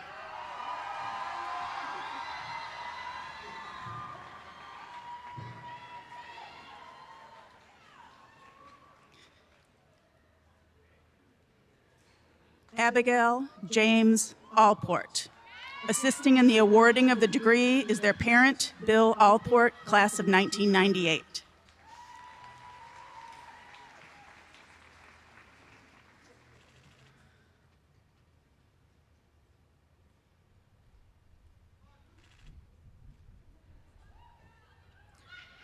Tyga J.H. Allport.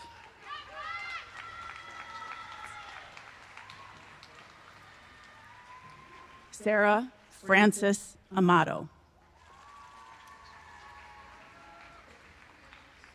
Sephra Amen.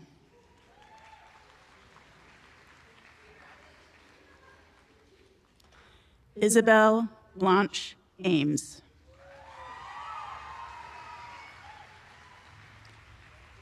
Madeline Jane Shia Amen.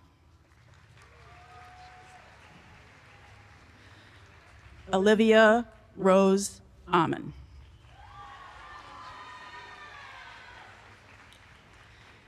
Leon Nils Eric Anthony.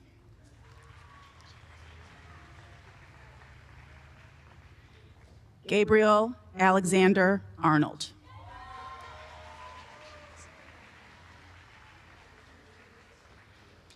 Emery Aviva Aronson.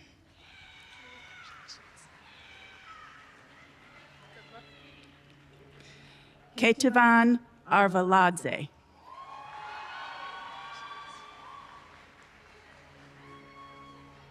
Helena Martins Augusto.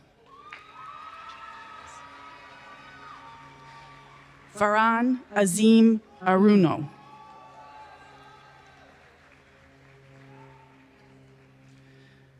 Swarnim Bade Shrestha.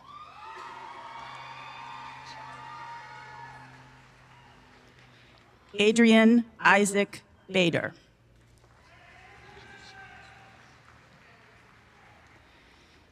Elio Baez Esterson.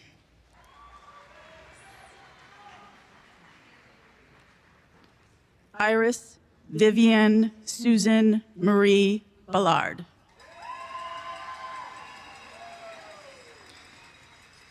Milan Kai Barada.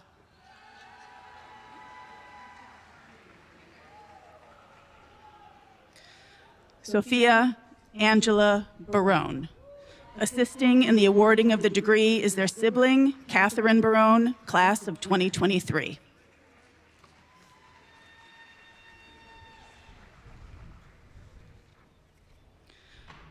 Maria Helena Barrett.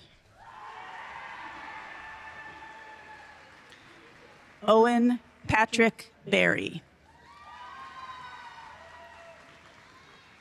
Zachary Ellis Baskin. Charles Maxwell Bond. Fox Robert Becker. Fern Marguerite Eleanor Beatty.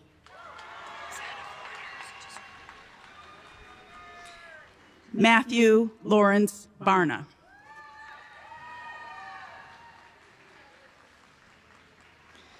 Leah Margaret Ching Bell. Grace Margaret Bennett. Adele Powell Benson.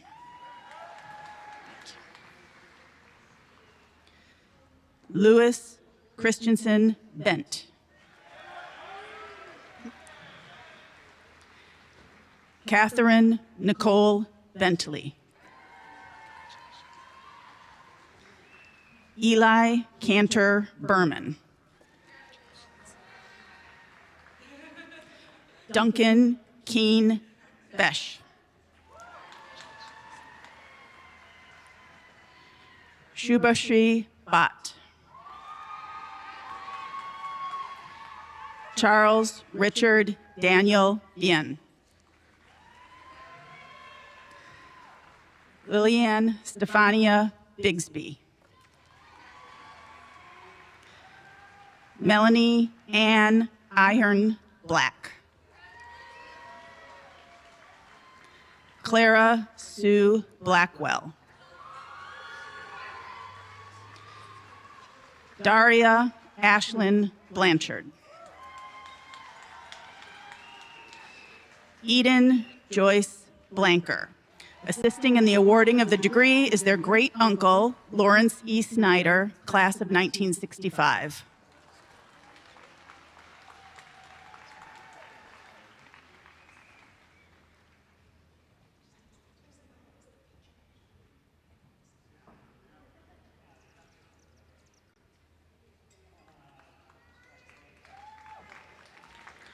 Corinne Ray Blazinski.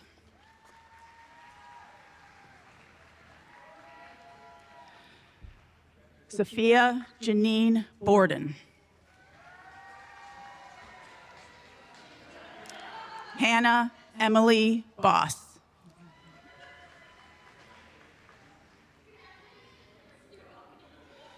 Isabel Monroe Brand. Assisting in the awarding of their degree is the uncle, Bradley A. Pennington, class of 1999.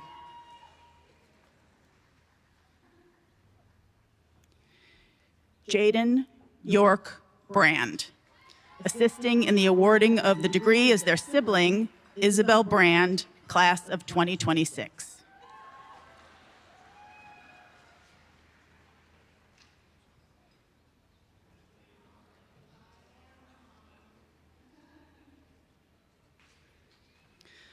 Delaney Rose Garrettson Bright.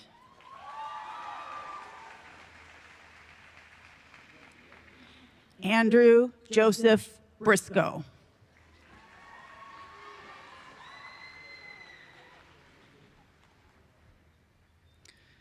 Zoe Louise Broish.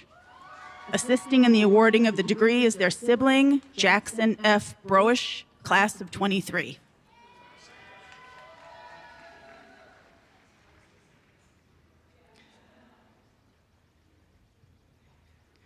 Alec Hannah Broom.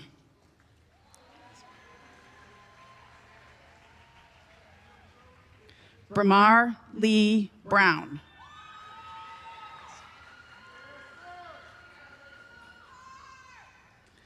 Lila Wieland Brown.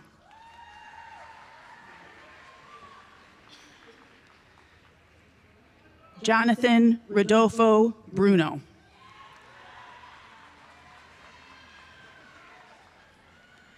Ava Marie Bucci.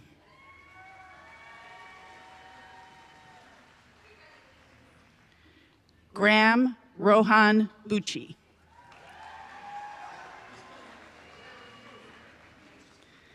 Samuel Theodore Bunton.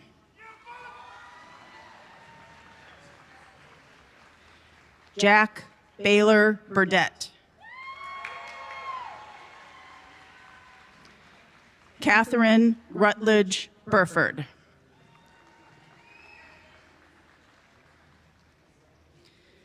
Dylan Matthew Burke. Assisting in the awarding of the degree is their parent, William J. Burke III, class of 1981.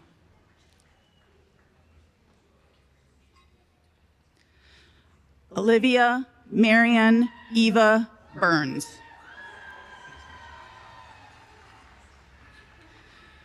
Vanessa Wallner Butcher.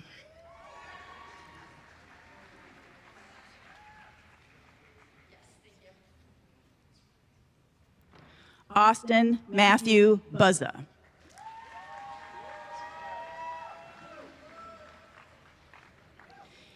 Indigo Nia Cadogan. Merrick Emerson Carey.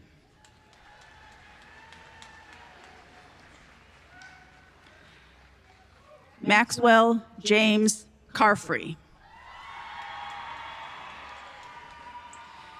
Jillian Grace Carlisle. Margaret Ann Carson.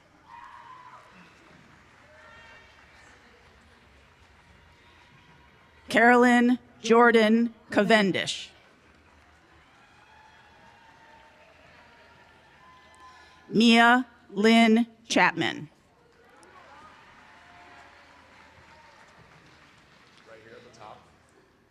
Karis Rhiannon Chase Mayoral.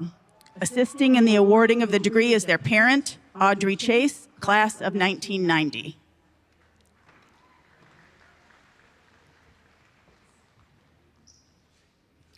James McMillan Childs, Jr.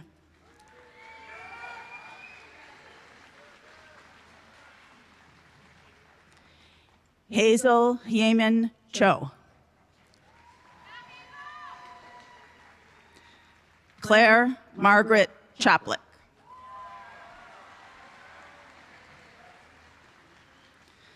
Anisha Chaudhary.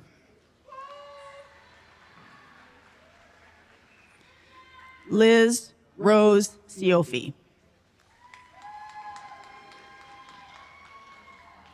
Kaylin Clements.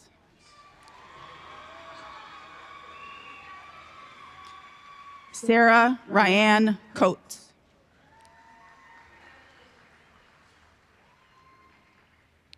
Rory May Cochran. Jillian Aaron Collins. Evan Richard Connery. Sydney Allison Cooper.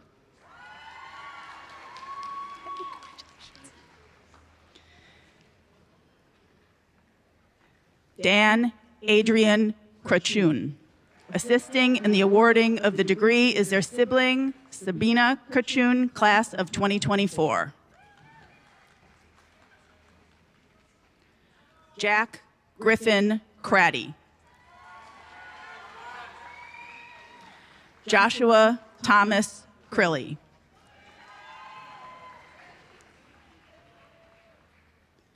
Andrew Duncan Culbertson. Emily Roanne Culbertson.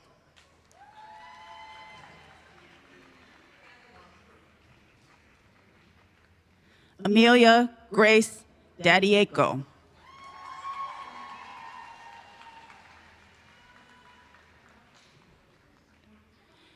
Emishe Durazzi.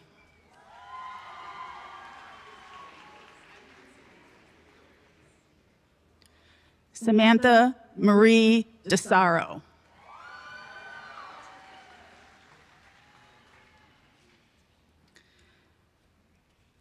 Thao Nguyen Kari Dao.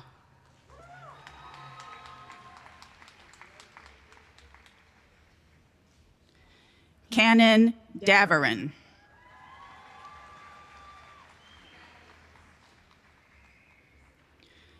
Cassidy Sky Davis.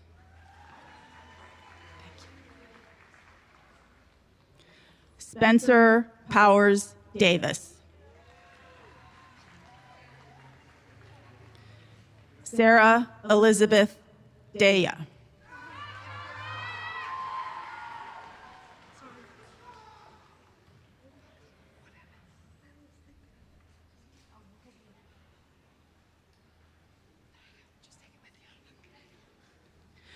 Alessandra Magdalene Denning.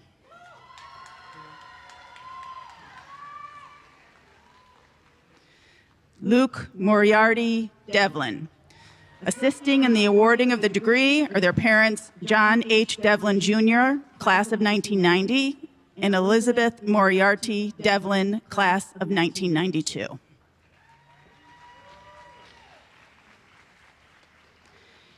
Cameron Carlstead DeVries.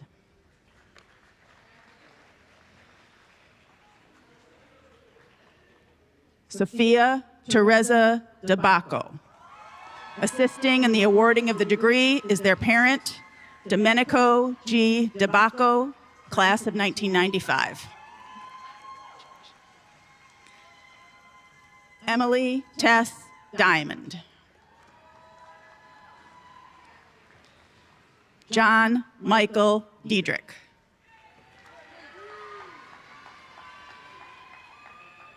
Feng Cha Din.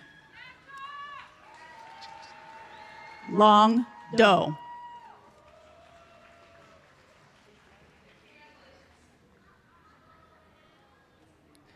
Camille Andrea Dofilis.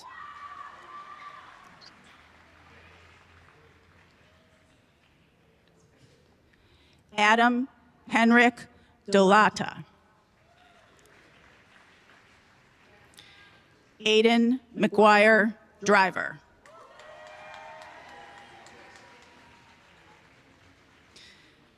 Theodora Joelle Duane.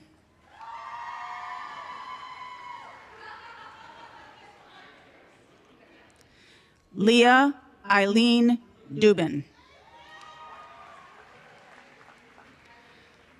Colleen Michelle Duffy. Jung Ngoc Mai.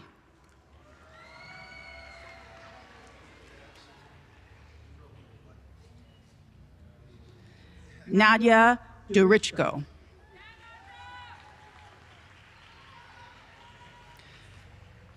Thomas Broderick Eaton. Isaiah Randolph Edmond.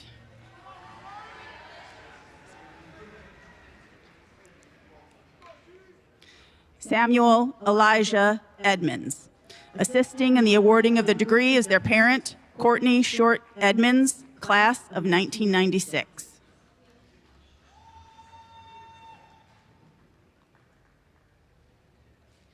Isabel Claire Enrique.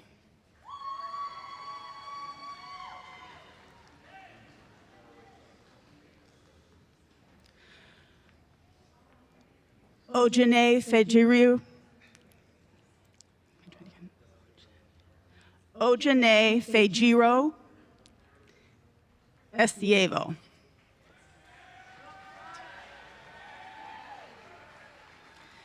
Cleo Chase Evans. Ian Thomas Falk.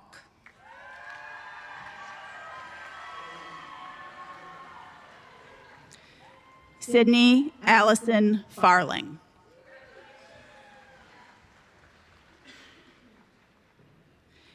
Gabriella Sage Farrell. Jack Edward Fector.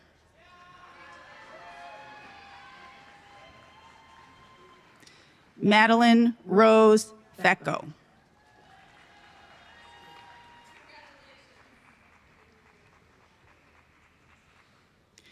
Alexander Ian Fedorchek. Assisting in the awarding of the degree is their sibling, Natalia A. Fedorchek, class of 2024.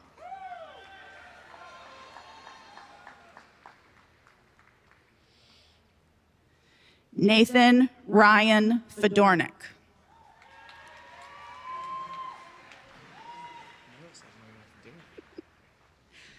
Evan Isaac Feldman.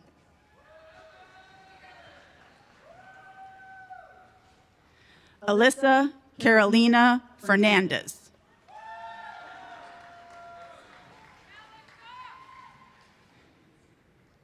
Disma Piero Ferrante.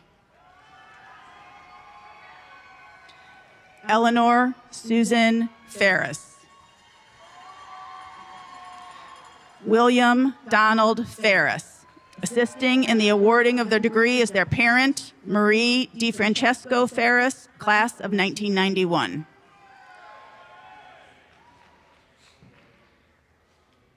Jenna Ruth Festa. Luke Dennis Finkelstein.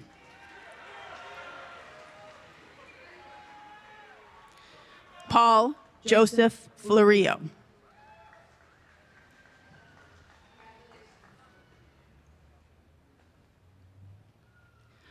Alessandro Ferrero Gularte.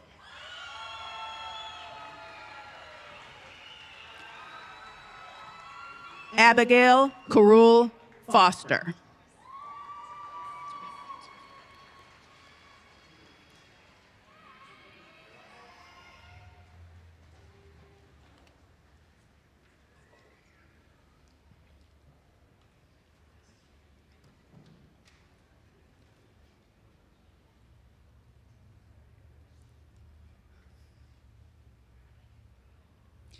Ethan Andrew Fournier.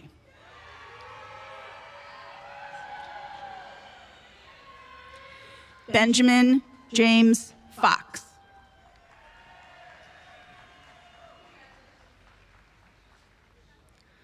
Goldis Rachel Freebo.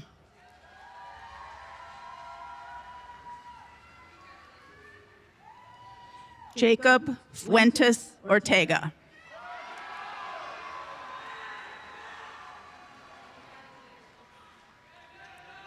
Sarah Stephanie Galindo.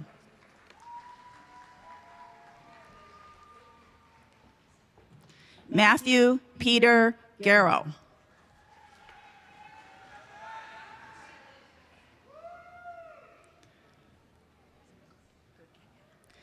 Isabella Sophia Gherkin.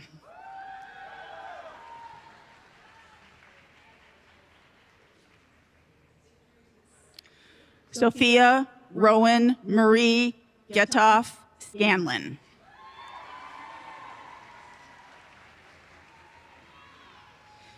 Yusuf Salah Muhammad Gouda.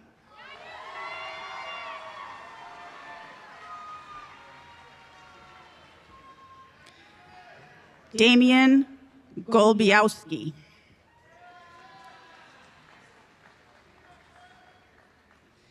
Daniel David Gonsalves.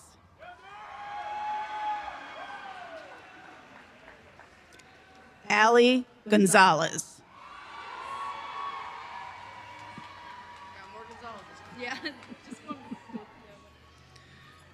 Rosalind Yvette Gonzalez.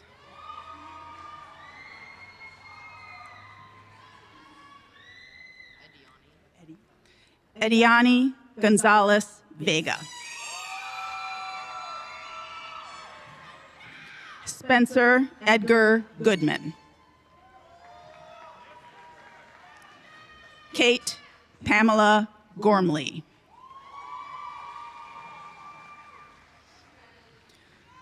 Zoe Faith Grabowski.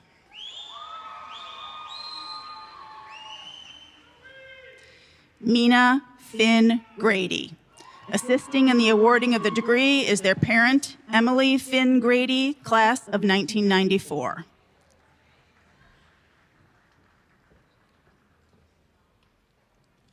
Nina Carolyn Grafton.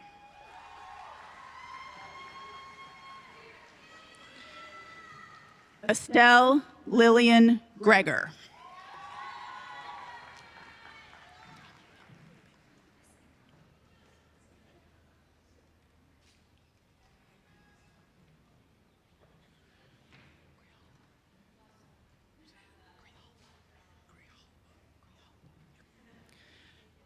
Joshua Ferranda Grijalba.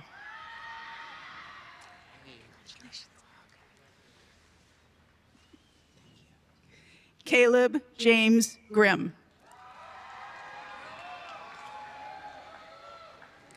Billy Jacqueline Grimshaw. Rowan Marie Grisson Sullivan. Lauren Eva Groff. Assisting in the awarding of the degree is their sibling, Ashley E. Groff, class of 2024.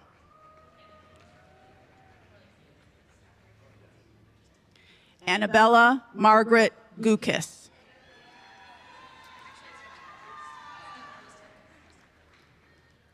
Fung Kan Ha.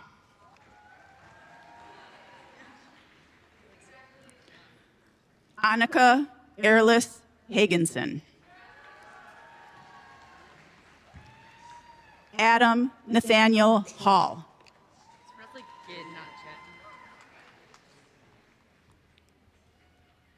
Fiona Grace Hannigan.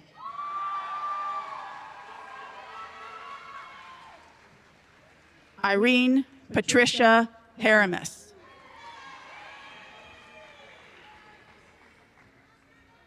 Ashley Janelle Harbert.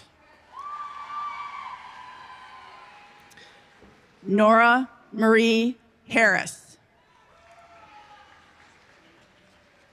Sean Robert Harris.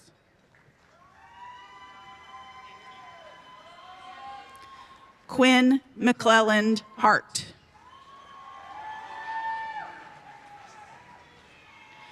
Jessica Therese Hartley Lowe. Peter V. Heerman. Riley Lara Heffron. Victor Lawrence Heinz.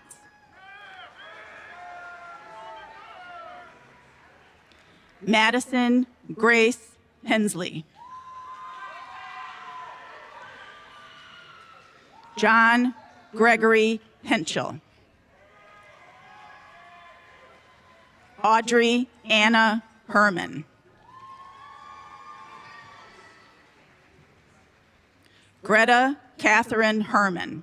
Assisting in the awarding of the degree are their parents, Molly Gerbrecht Herman, class of 1994, and Todd Herman, class of 1995.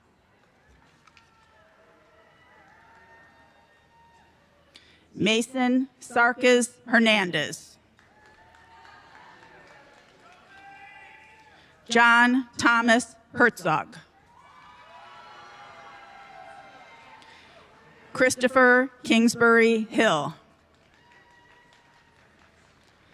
Spencer David Hill.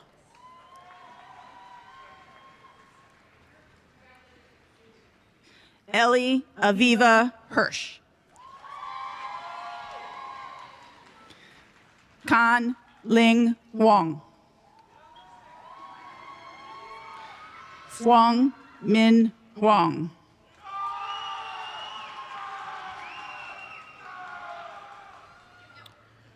Rachel Olivia Hoffman.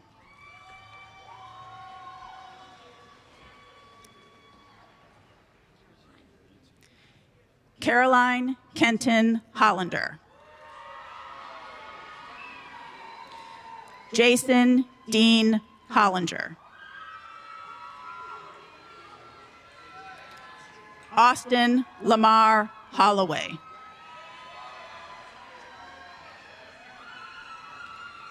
Kevin David Holchi.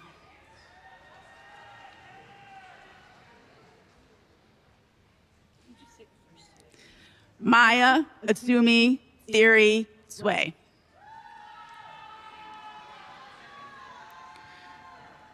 Christopher Steely Hunter.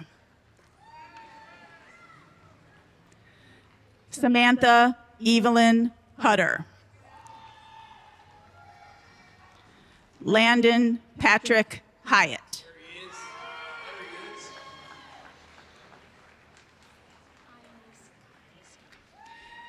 Jillian Sarah Iannaci.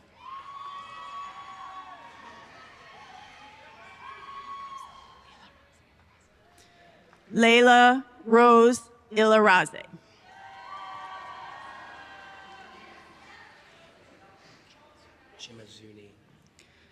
Saul Chemazune Kebet S. D. Iwowu.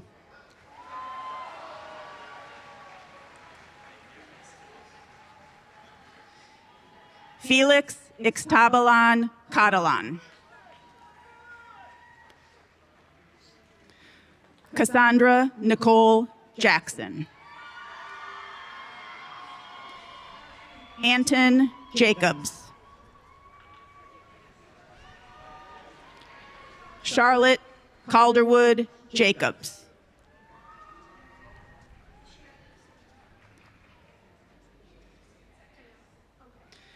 Tayaba Khan Jadun. Annalise Faith James. Ethan David Jardin. Aaliyah Jefferson.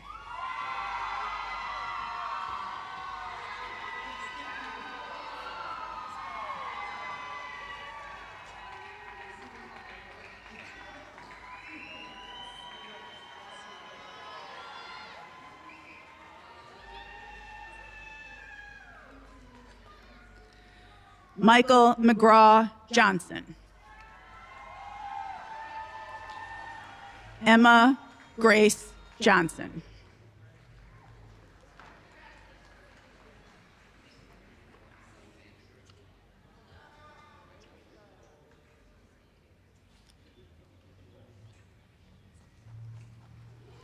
Caroline Ann Joyner.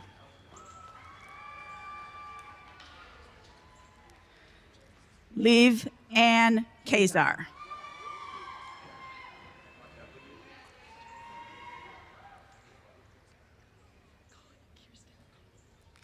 Kirsten Hope Khan.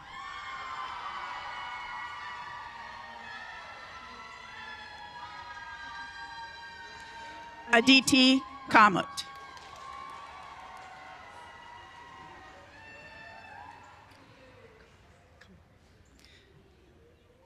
Kara Amelia Kamoy.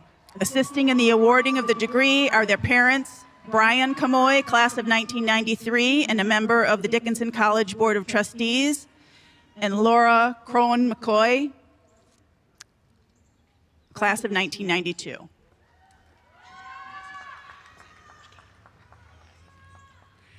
Alexander George Kane. Mary Kane. Andrew William Kelly. Josephine Claire Kelly.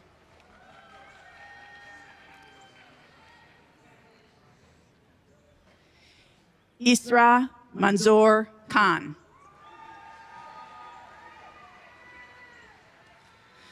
Muhammad Zarak Khan. Jameson Christina Ketchum.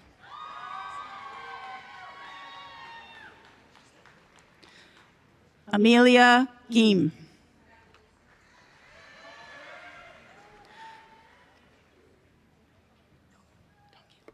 Dongil Daniel Geem. Isabel Geem. John Wyatt Kimbrell.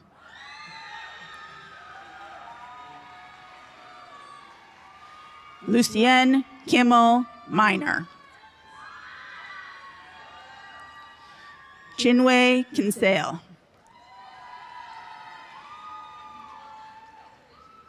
James Fuller Kirikoff. Caleb William Curvin. Haley Grace Kaiser.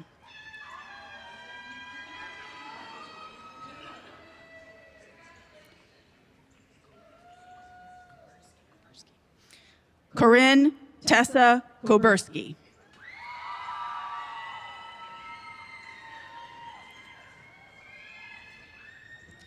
Abigail Lee Cohan. Caroline Grace Kopus. Amelia Cynthia Costin.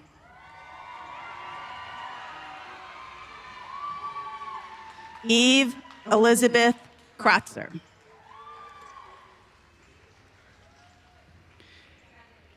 Caroline Joan Krauth.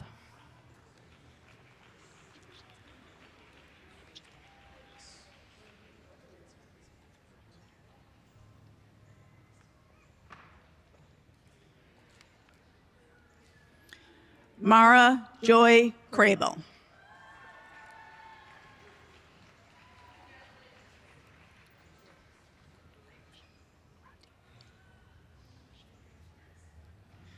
Rati Kutkashvili. Emily Ann Layden. Zachary Pettit Lafleur.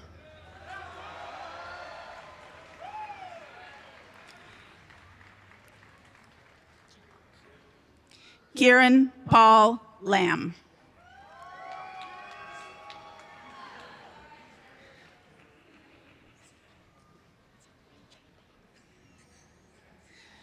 Noah James Lape. Isabella Jean Lapp.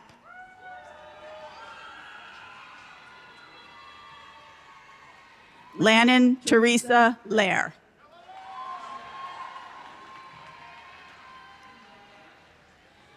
Alexandria Madalena Lauf.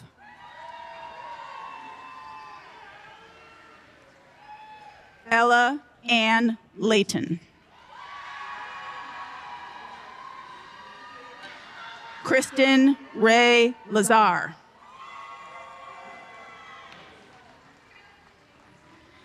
Win Ong Kitty Le Ha.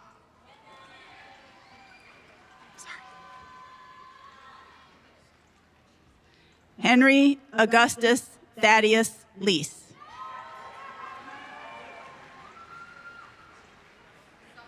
Elena Leisure.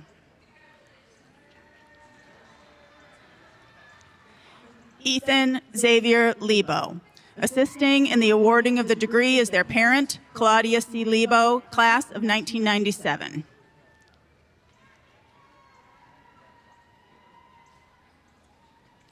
Alexandria Ray Lee.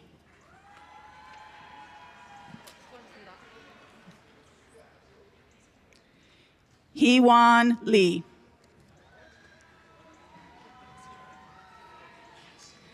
Mina Lee.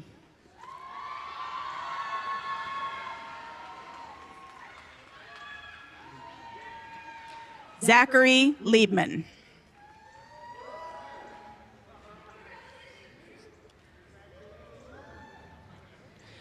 Jonah Matthew Lenahan.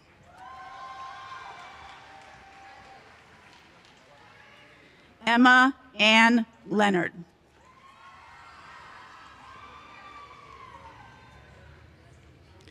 Meredith Cornell Lawrence. Benjamin Thomas Lilly. Mandy Lynn. Madeline Adriana Lindquist. Elsie Jane Lindsay. Vu Kang Ling. Jane Therese Shiai Lloyd.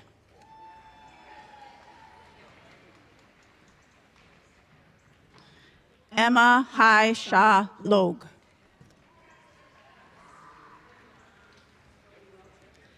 Emily Lamb Lombardi. Angel Lopez. Jeremy Joseph Loss. Benjamin Henry Lundy. Hua Ving Lee.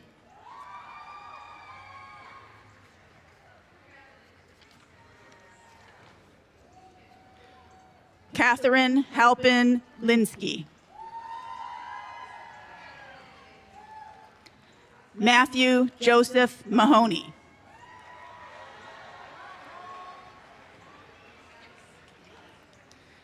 Milena Dominique Malka Goldman. Assisting in the awarding of the degree is Getchen Ernest Brigden, class of 1989, and a member of the Dickinson College Board of Trustees. Helen Catherine Malone.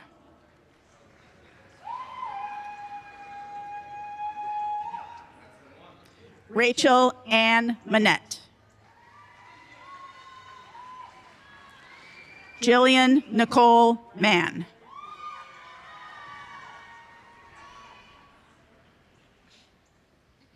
Georgia Louise Mantillon.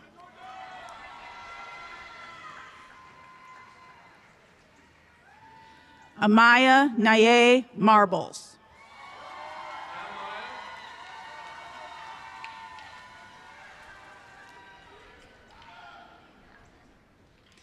Madeline Marie Marchese.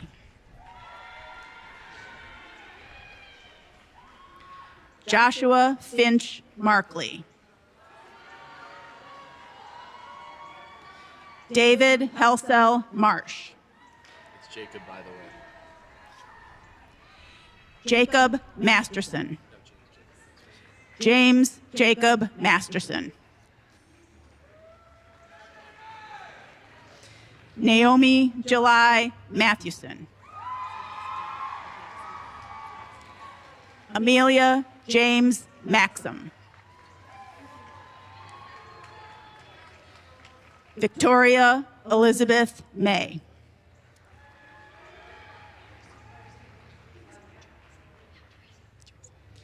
Elena Teresa Mazurek. Astrid Elizabeth Mazzino. Assisting in the awarding of the degree is their sibling, Ava Leslie Mazzino, class of 2024. Catherine Ann McAllister. Rory Murphy McLean. Michaela Elizabeth McCloskey.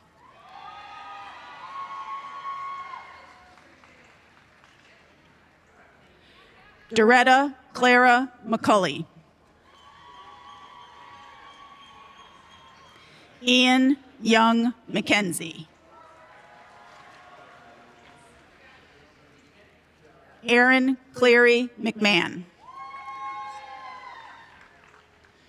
Ryan Michael McMahon. Colin McMahon Shea.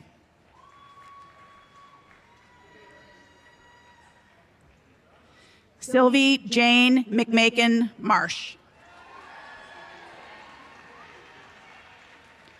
Grace Doris Melchiono.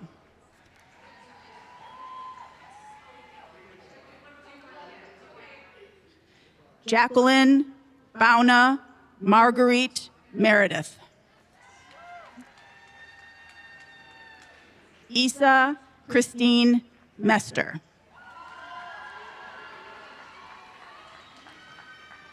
Alden Thomas Miller. Anthony James Miller. Assisting in the awarding of the degree is their parent, Anne Marie Mosca Miller, class of 1995. Leah Helen Miller. Benjamin Allen Monroe.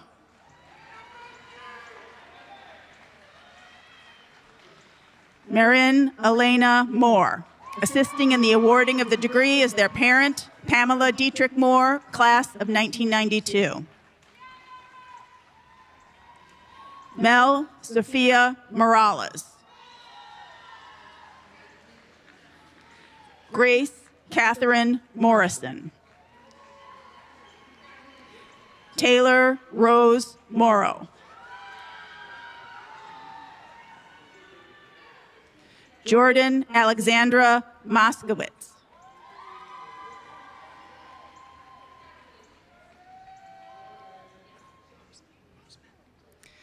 Benjamin Hilton Mosman. Darren C. Moses.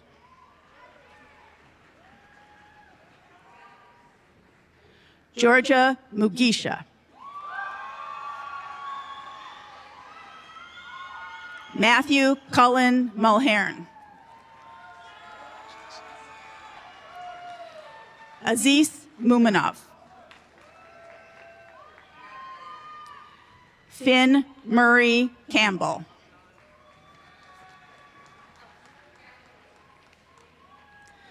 Lily Camille Neems.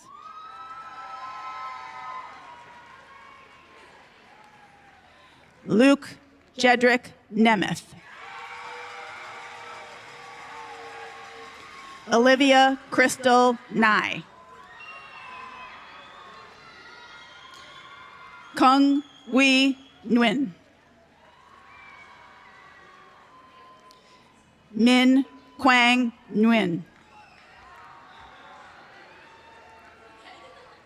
Phuc Tai Nguyen. Eleanor Barbara Nordwind. Jordan Ashley Novak. Tia Rose Oberly. Isabel Beatrice O'Connell. Simon Allen O'Connor. Anne Matilda Ogle.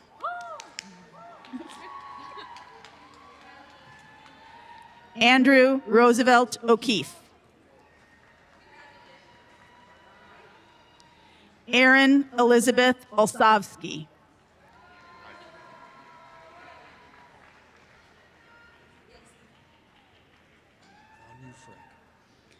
Ian Charles Onufric.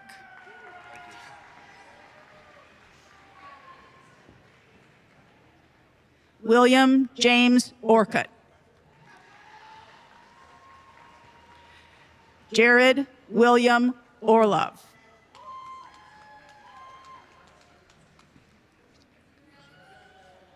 Samuel D. Orzolik.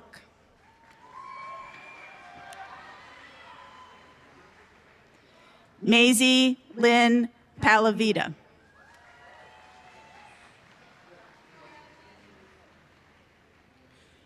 Kylie Prema Pandian.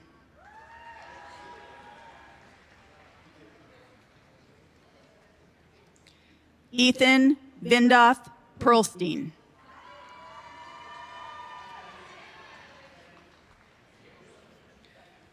Michael Lee Pelletier.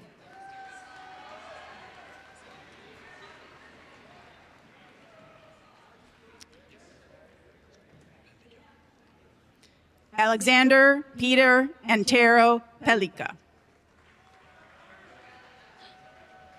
Sophia Grace Pereira. Anne Pham. Fung Lin Pham. Nguyen Han Pham. Ha Fung An Phi. Huang Te Fung. Quang Huy Fung. Vi Can Fung.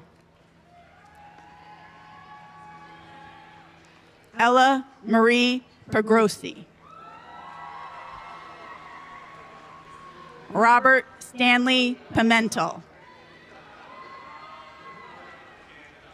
Zinnia Grace Pinkerton. Mi Po. Jack Willard Poitras.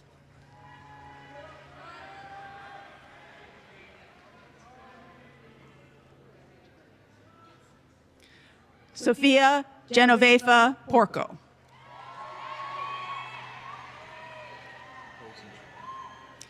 Dylan Michael Posencheg. Assisting in the awarding of the degree are their siblings, Hayden Posencheg and Hannah Posencheg, both class of 2021. Nicholas Lee Potter.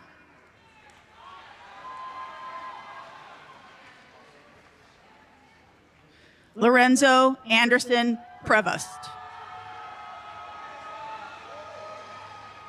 Megan Ann Priestley.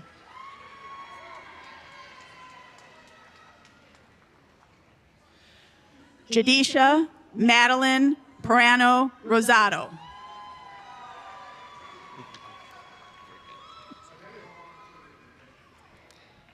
Ethan Michael Proch.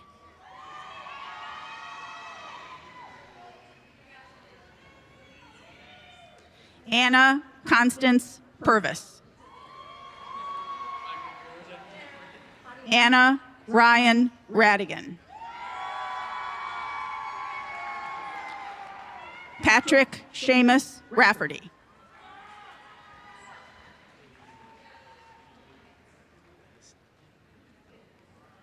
Afreen Hasnahena Rahman. Sheikh Ibrahim Rahman.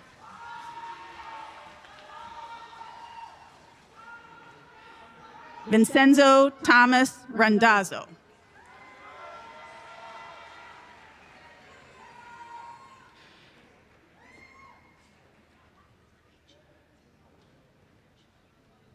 Maya Josephine Rapucci.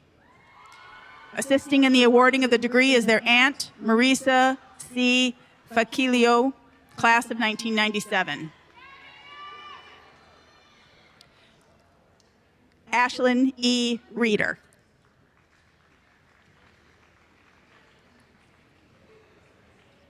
Trinity Isabel Refosco. Amelia Grace Rehrman.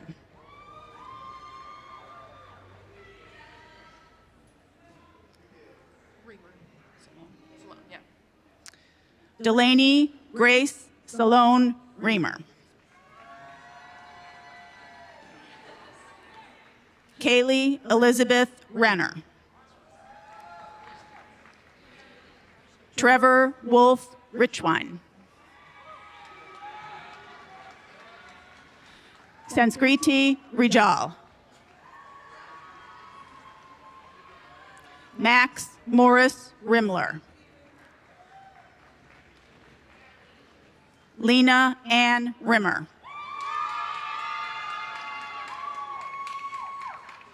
Hector Alfredo Rivas III.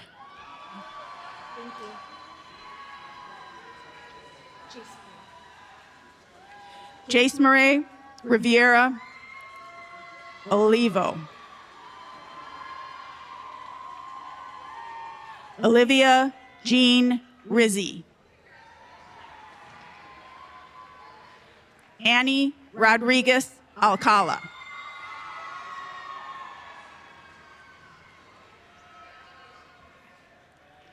Hanani Rodriguez Quintero.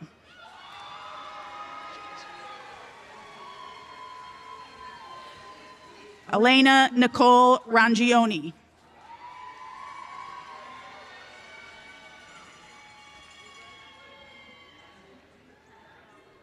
Madeline Ann Rubin.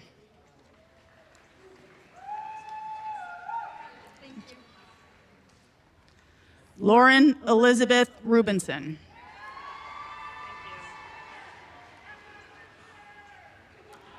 Emma Ruggiero. Melena Grace Rush. Andrew Bates Russell. Shreya Sai.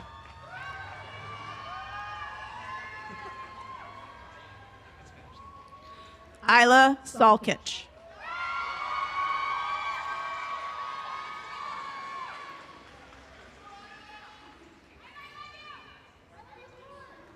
Adriana Salvatierra. Maximo Javier Sanchez. Jessica Hope Sandusky. Alyssa Jade Santiago. Victoria Marie Elizabeth Savelius.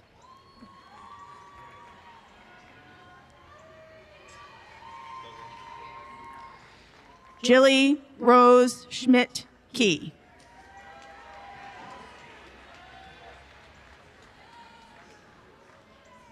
Andres Schutzke.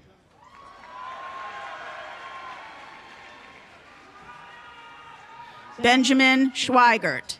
Assisting in the awarding of the degree is their parent, Scott Schweigert, class of 1992.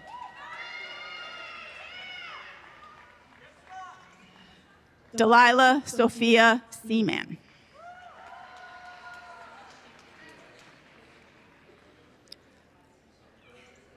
Lila Jane Seelig.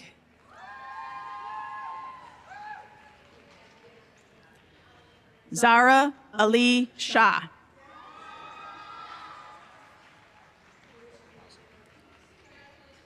Asaf Shah Sayed.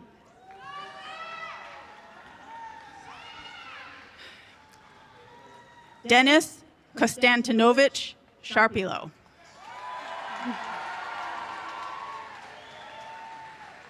Selena Ray Shepard.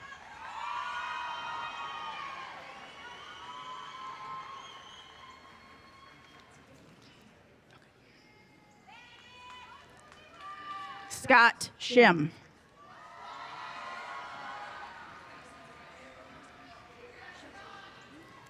Hadley Grace Schoaf. Arya Shrestha. Fatima Siddiqui. Assisting in the awarding of the degree is their parent, Farhan Siddiqui, a member of the Dickinson College faculty.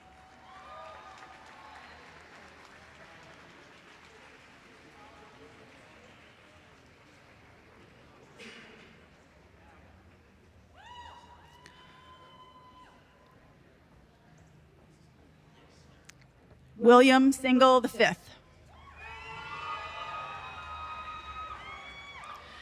Miranda Mary Jean Sipe.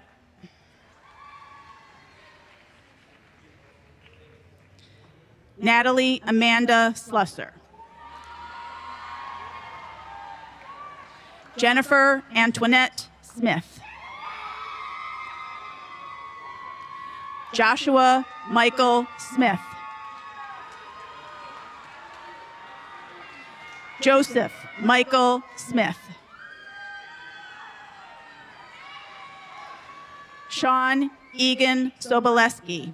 Assisting in the awarding of their degree is their sibling, Evan Soboleski, class of 2023.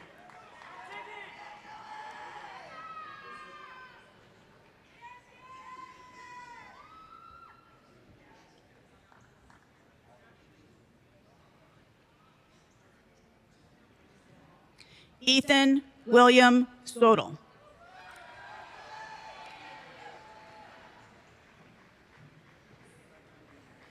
Indramuni Sokomsan. Assisting in the awarding of the degree is their sibling, Chakra Sokomsan, class of 2024.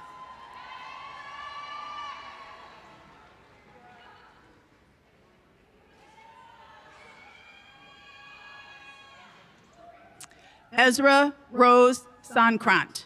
Assisting in the awarding of the degree is their grandparent, Cora Reddix Page, class of 1959.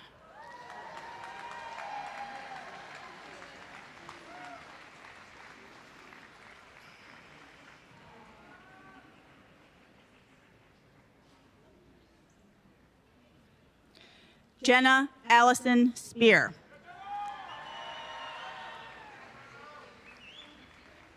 Taylor May Spazzano.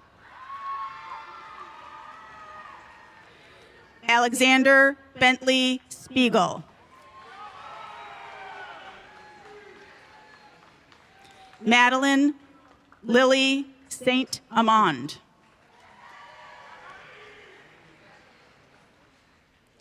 Elisa Ashley Steele. Valentina Stein Uman.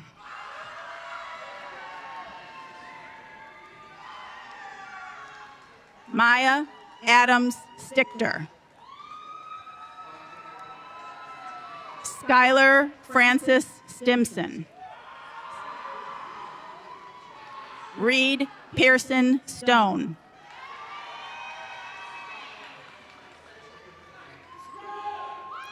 Joanna Subaidi.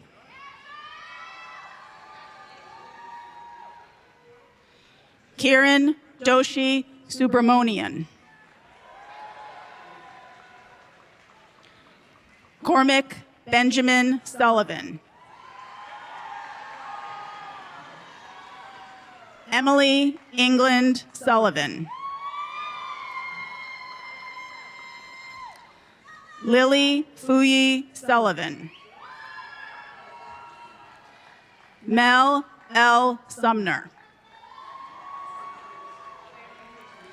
Christian Anthony Swope.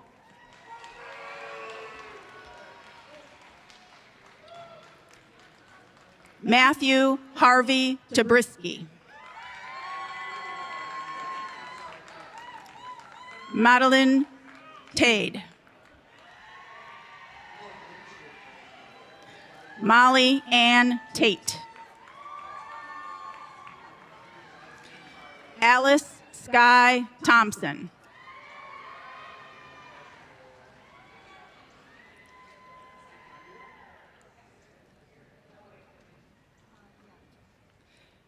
Katerina Hannah Twarek. Assisting in the awarding of the degree is their parent, Danielle Forsyth, class of 1995.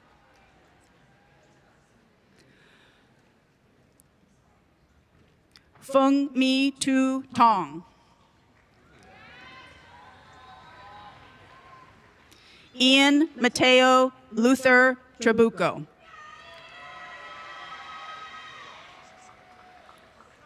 An Wong Trun. Assisting in the awarding of the degree is their sibling, Bao Tron, class of 2023.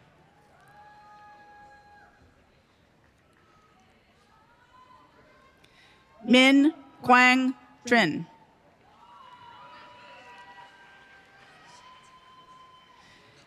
Gabrielle Bianca Troutman.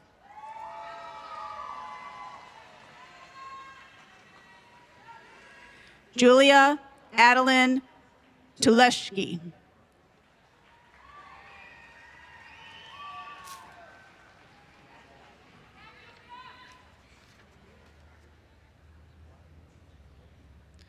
Olivia Elizabeth Tortoro. Kimberly Lucille Tyson.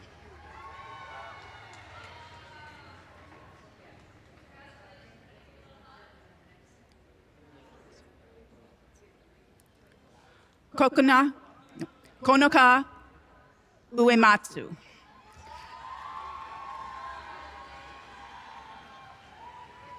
Talia Masha Ullman. Helen Bond. Catherine Faith Van Kirk. Assisting in the awarding of the degree is their aunt, Chelsea Dice, class of 1997.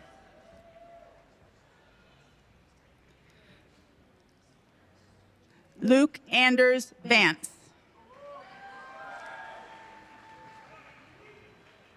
Peyton May Rose Van Dorp.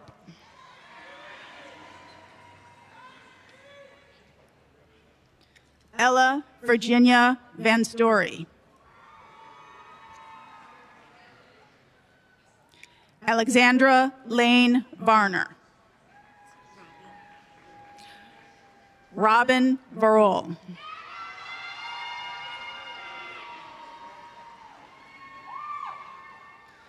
William Alexis Vasquez.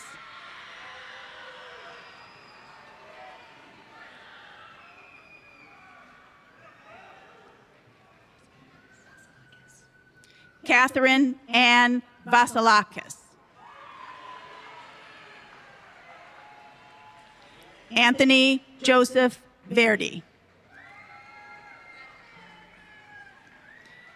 Chris Ville.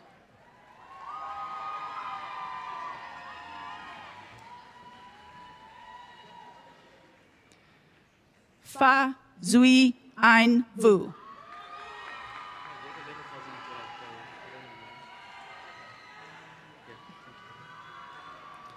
Tan Phuc Vu. Lillian Elizabeth Payne Wallace. Yu Ching Wong. Adam Joseph Warburton.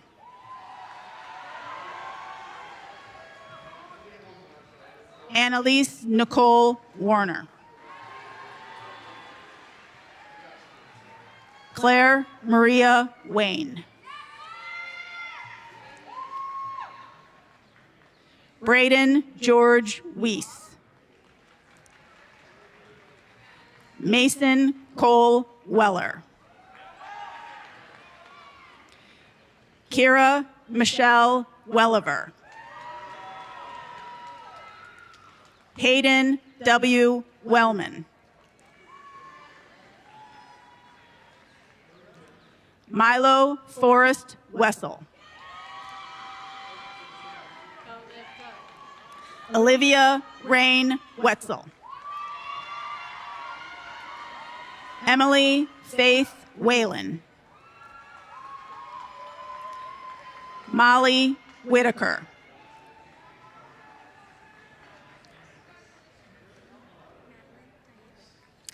Madeline Diane Whitcraft.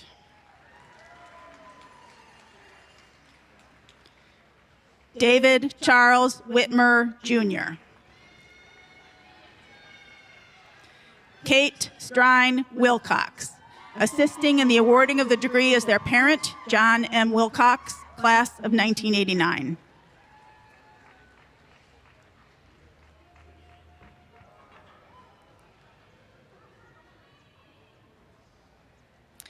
Crosby Allen Wilkin. Carl Martin Williams. Nicholas Alexander Williams. Eleanor McLaren Wolcott. Jackson Mitchell Wolf. Nathaniel B. Woods. Justin Ronald Warbell. James Claiborne Wright.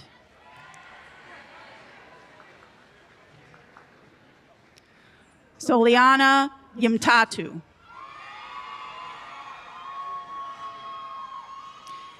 Gabriel William Yoakum. Boryana Viktorova Yotsova.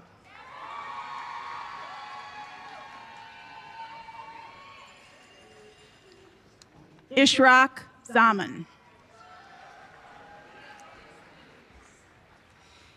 Ines Eliana Zamora.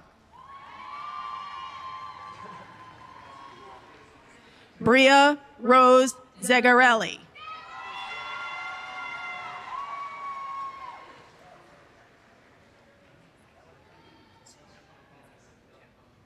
Felix H. Zaya. Victoria Elizabeth Zerby.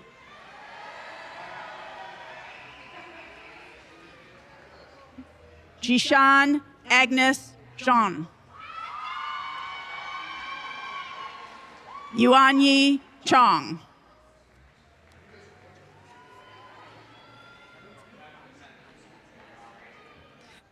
Madeline Elaine Zugal.